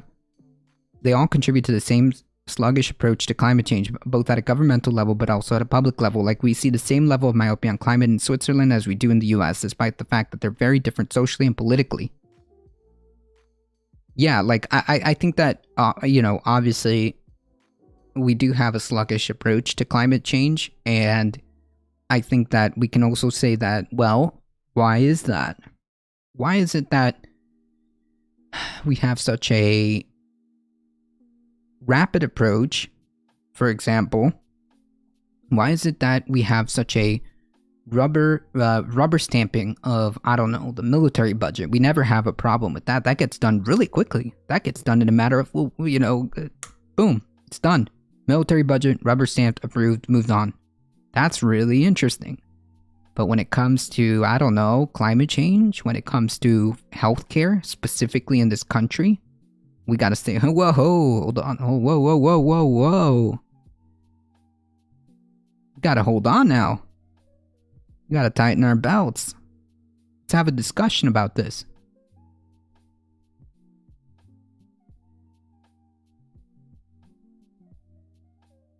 I don't know. It just depends. There's a thought that the worms aren't originally from Arrakis and the sand terraformed it. Interesting. I gotta watch that movie. The new one, anyways. I've come up with the name for our climate apocalypse code. We call it the kinship of steel. Wait a minute.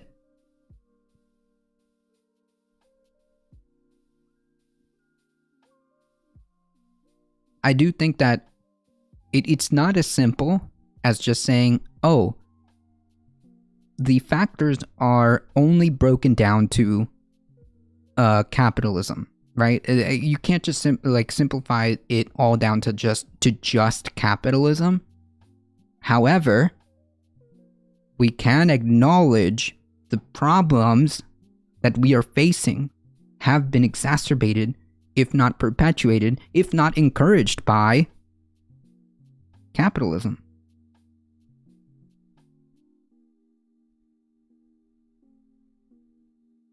I believe what James is saying is that we've got to also take it, not just say it is only capitalism, right? Brothers and sisters, non-binary confirming individuals of steel. There we go. There we go.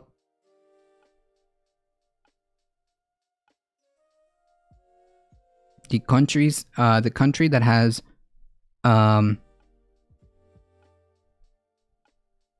nationalized its oil is super green. Yeah, I mean, I wouldn't be opposed to that.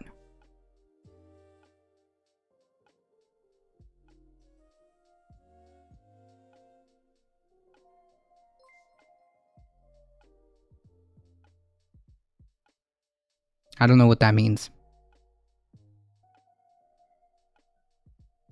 I don't know what that means.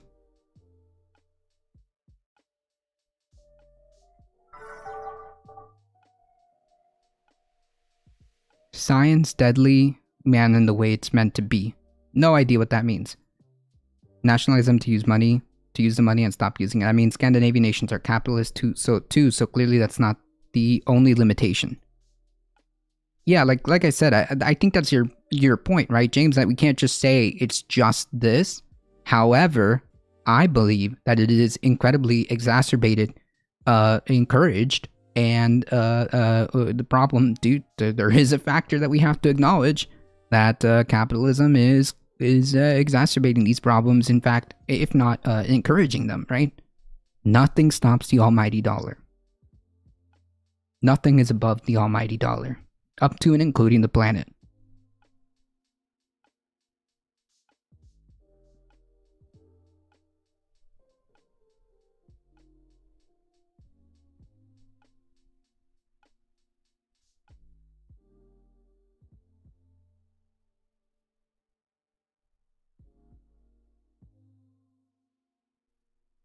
Alright, we've got to finish this last part, okay? This has been a great series. This has been a great series that has brought to us by James Napper. About the problems with climate change and migration.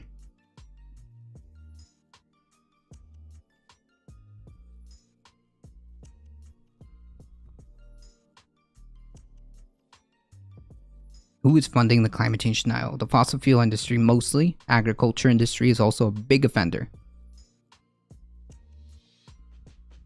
Capitalism creating crisis acknowledged. I think that definitely they've absolutely kicked off the situation that we're in.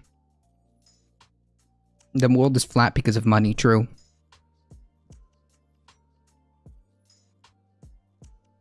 It has always been easier to destroy than it is to create. That's an interesting... I like that quote. Alright, folks, we just got just a little bit to finish this off, and I do want to get through this, okay? So we've been going through a journey about what the climate crisis is for quite some time on this channel, and we've acknowledged and gone through different facets of what climate change and the climate crisis involves, and, you know, migration is one of them.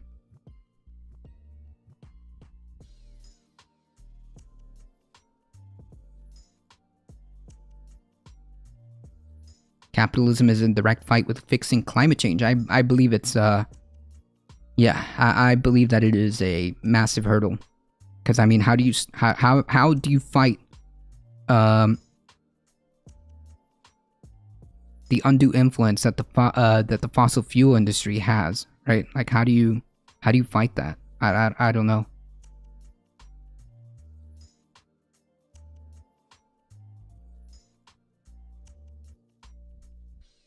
I'm not opposed to nationalizing the energy sector. Given their awful track record, not exactly opposed to nationalizing the energy sector. I could be convinced otherwise, but not exactly opposed to it. Especially the failures of private companies like PG&E, oil companies who have just done nothing but lie and retain their influence on government. I mean, that is something that we could do, although I don't see it. I don't see any aggressive policies coming anytime soon. We kind of need a federal force to push out an electric grid infrastructure upgrade. Yeah. There is no scenario where there isn't a political will or a legislative prescription to begin to deal with climate change. There is no scenario where the government doesn't step in. There's no scenario where the government doesn't get in here and say, hey, we've got X amount of time and we need to do X, Y, and Z. Or just nationalize the industries and make the same concession. Yeah, something like that. That could be. I could be on board with that. All right, so we've been following this journey.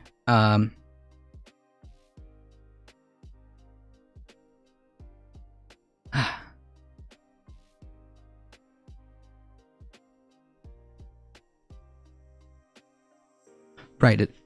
It's like their job to solve problems. Exactly. And there is no scenario where there isn't some type of political will to address this, period, in my opinion. Projections are inherently imprecise, but the gradual changes to America's cropland plus the steady baking and burning and flooding suggest that we're already witnessing a slower forming but much larger replay of the Dust Bowl that will destroy more than just crops.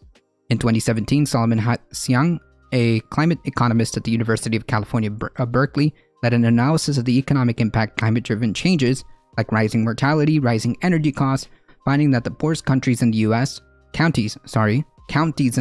mostly across South and Southwest, will in some extreme cases face damage equal to or more than a third of their gross domestic product. In 2018, the National Climate Assessment also warns that the U.S. economy overall could contract by 10%, so it is an economic issue.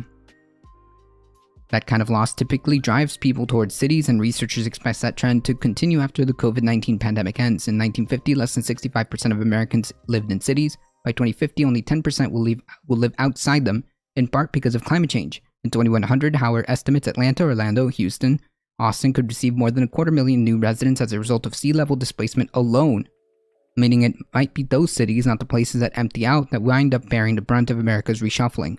The World Bank warns that fast-moving climate urbanization leads to rising unemployment, competitive competition for services, and deepening poverty.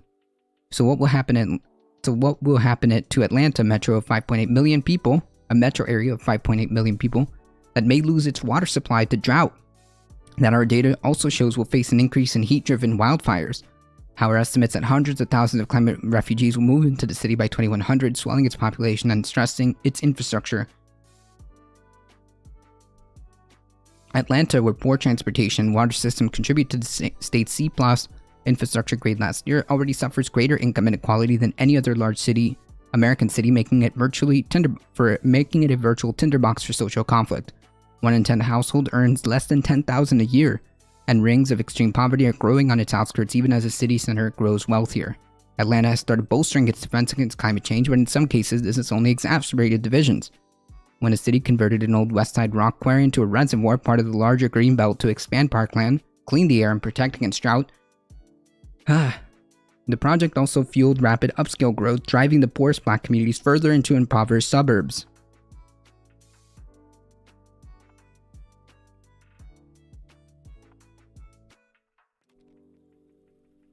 Did you ban that guy yet? Which one? Oh, sorry. If you find that, spread it forward. I accidentally hit delete instead of ban. Can you please do that? Here's another issue with capitalism. Global warming promotes the shipping items that could easily be made here. Yeah. That's all of that is definitely something to consider. All of that.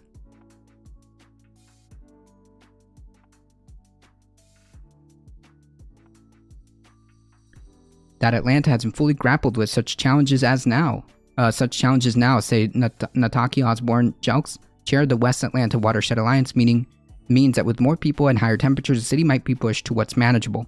So might Philadelphia, Chicago, Boston, and other cities with long neglected systems and subtly pressed to expand under increasingly adverse conditions. Once you accept that climate change is fast, making large parts of the US nearly uninhabitable, the future looks like this. With time, the bottom half of the country grows inhospitable, dangerous, and hot. Something like a tenth of the people who live in the South and the Southwest, from South Carolina to Alabama to Texas, Southern California, decide to move north in search of a better economy and a more temperate environment. Those who stay behind are disproportionately poor and elderly. In these places, heat alone will cause as many as 80 additional deaths per 100,000 people. The nation's opioid crisis, by comparison, produces 15 additional deaths per 100,000. So, like, people were saying that the opioid crisis was a massive problem. Huge deal. Imagine something to, what, 3 times? 4 times as much, I would say.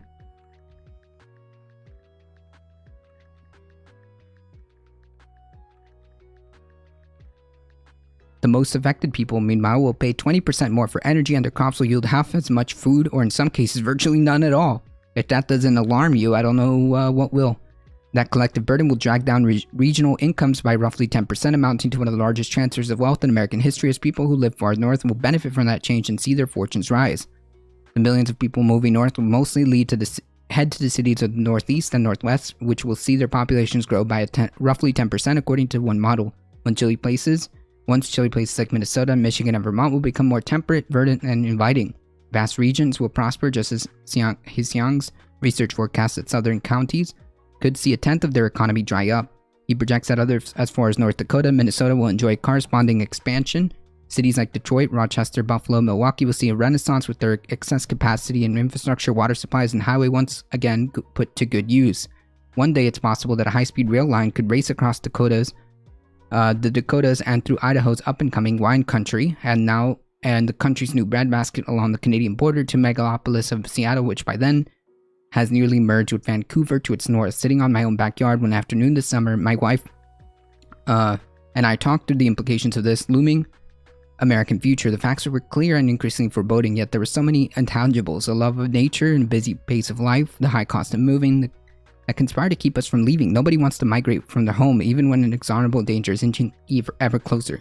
They do it when it's no longer a choice. That's true. That's true. That is true. Thank you, Spread It Forward. It's like a real global issue. Forget about the zero Palestine Israelis. Yeah, like, I mean, climate change, just put that aside. The western coast of the Middle East is underwater due to global warming. Climate change is going to affect us all. And we went through the previous research article about the effects of the global south, right? Like, we went through the stories of several Central American immigrants who were forced to leave because they had no other choice, right? They had no other choice. They can't grow crops. They can't make money. It is increasingly difficult to keep up. I mean, what are they supposed to do? What are they supposed to do?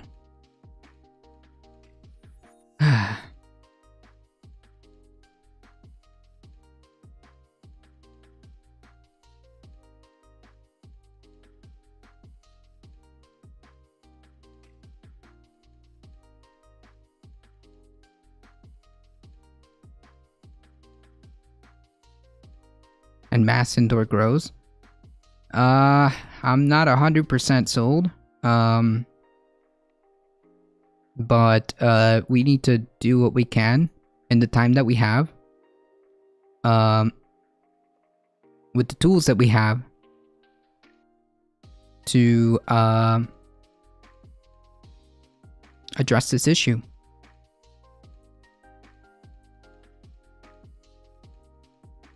Should, but let's be honest, that's probably not going to happen.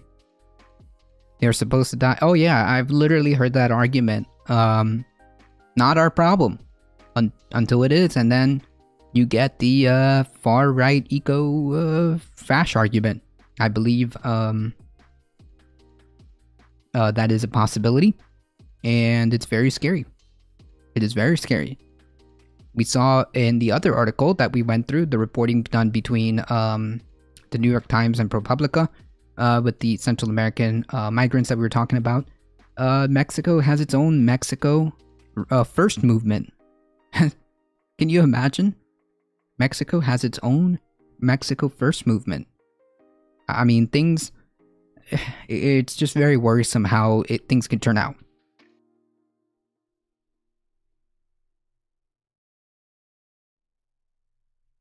Not even. Homonyms? Not even. Not even. You can't be environmentally friendly and then have that attitude. That would help this problem as well as food, shelter, and security by using existing technologies that would help reduce a massive amount of issues.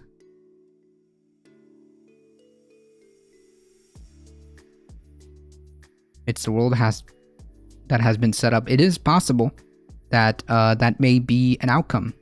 And I'm desperately trying to avoid that. I'm desperately trying to avoid that. Because that's not good. That is not good. No, not good at all. Alright folks, it is 11:28. I do unfortunately have to get going. I appreciate all of you guys. It's been that in my view. It's definitely plausible, more plausible than ever. No, I know. Have a good one. You have a good one. Thank you, Dustin. Folks, if you guys enjoyed the content, please feel free to hit the follow button. Get 5 free emotes. Make sure you join us on the YouTubes. Exclamation YT. Exclamation Discord. Join us there. Keep up with the channel. Make sure you spread the word far and wide that this is the chillest place to be for news and politics. Monday through Thursday, 9 a.m. to 11-ish a.m. Eastern Time. Join us Saturday, Kitty Cat's guaranteed. If I follow, hit the follow button, I will unfollow, then don't. Yeah, I mean, that's interesting. If only everybody had that concept, that would be interesting. Glad that Heem rated. I appreciate that, of course. Please go follow twitch.tv/Heem. Thank you so much. The fastest growing beard on Twitch. Folks, as always, please stay safe. Please take care of each other. I love y'all, and I hope to see you guys in the next one. See ya!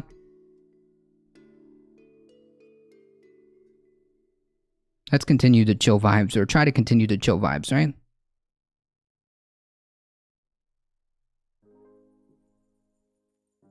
Super poggers. Hang tight, folks. We are heading in 5, 4, 3, 2, 1. Here we go. See ya.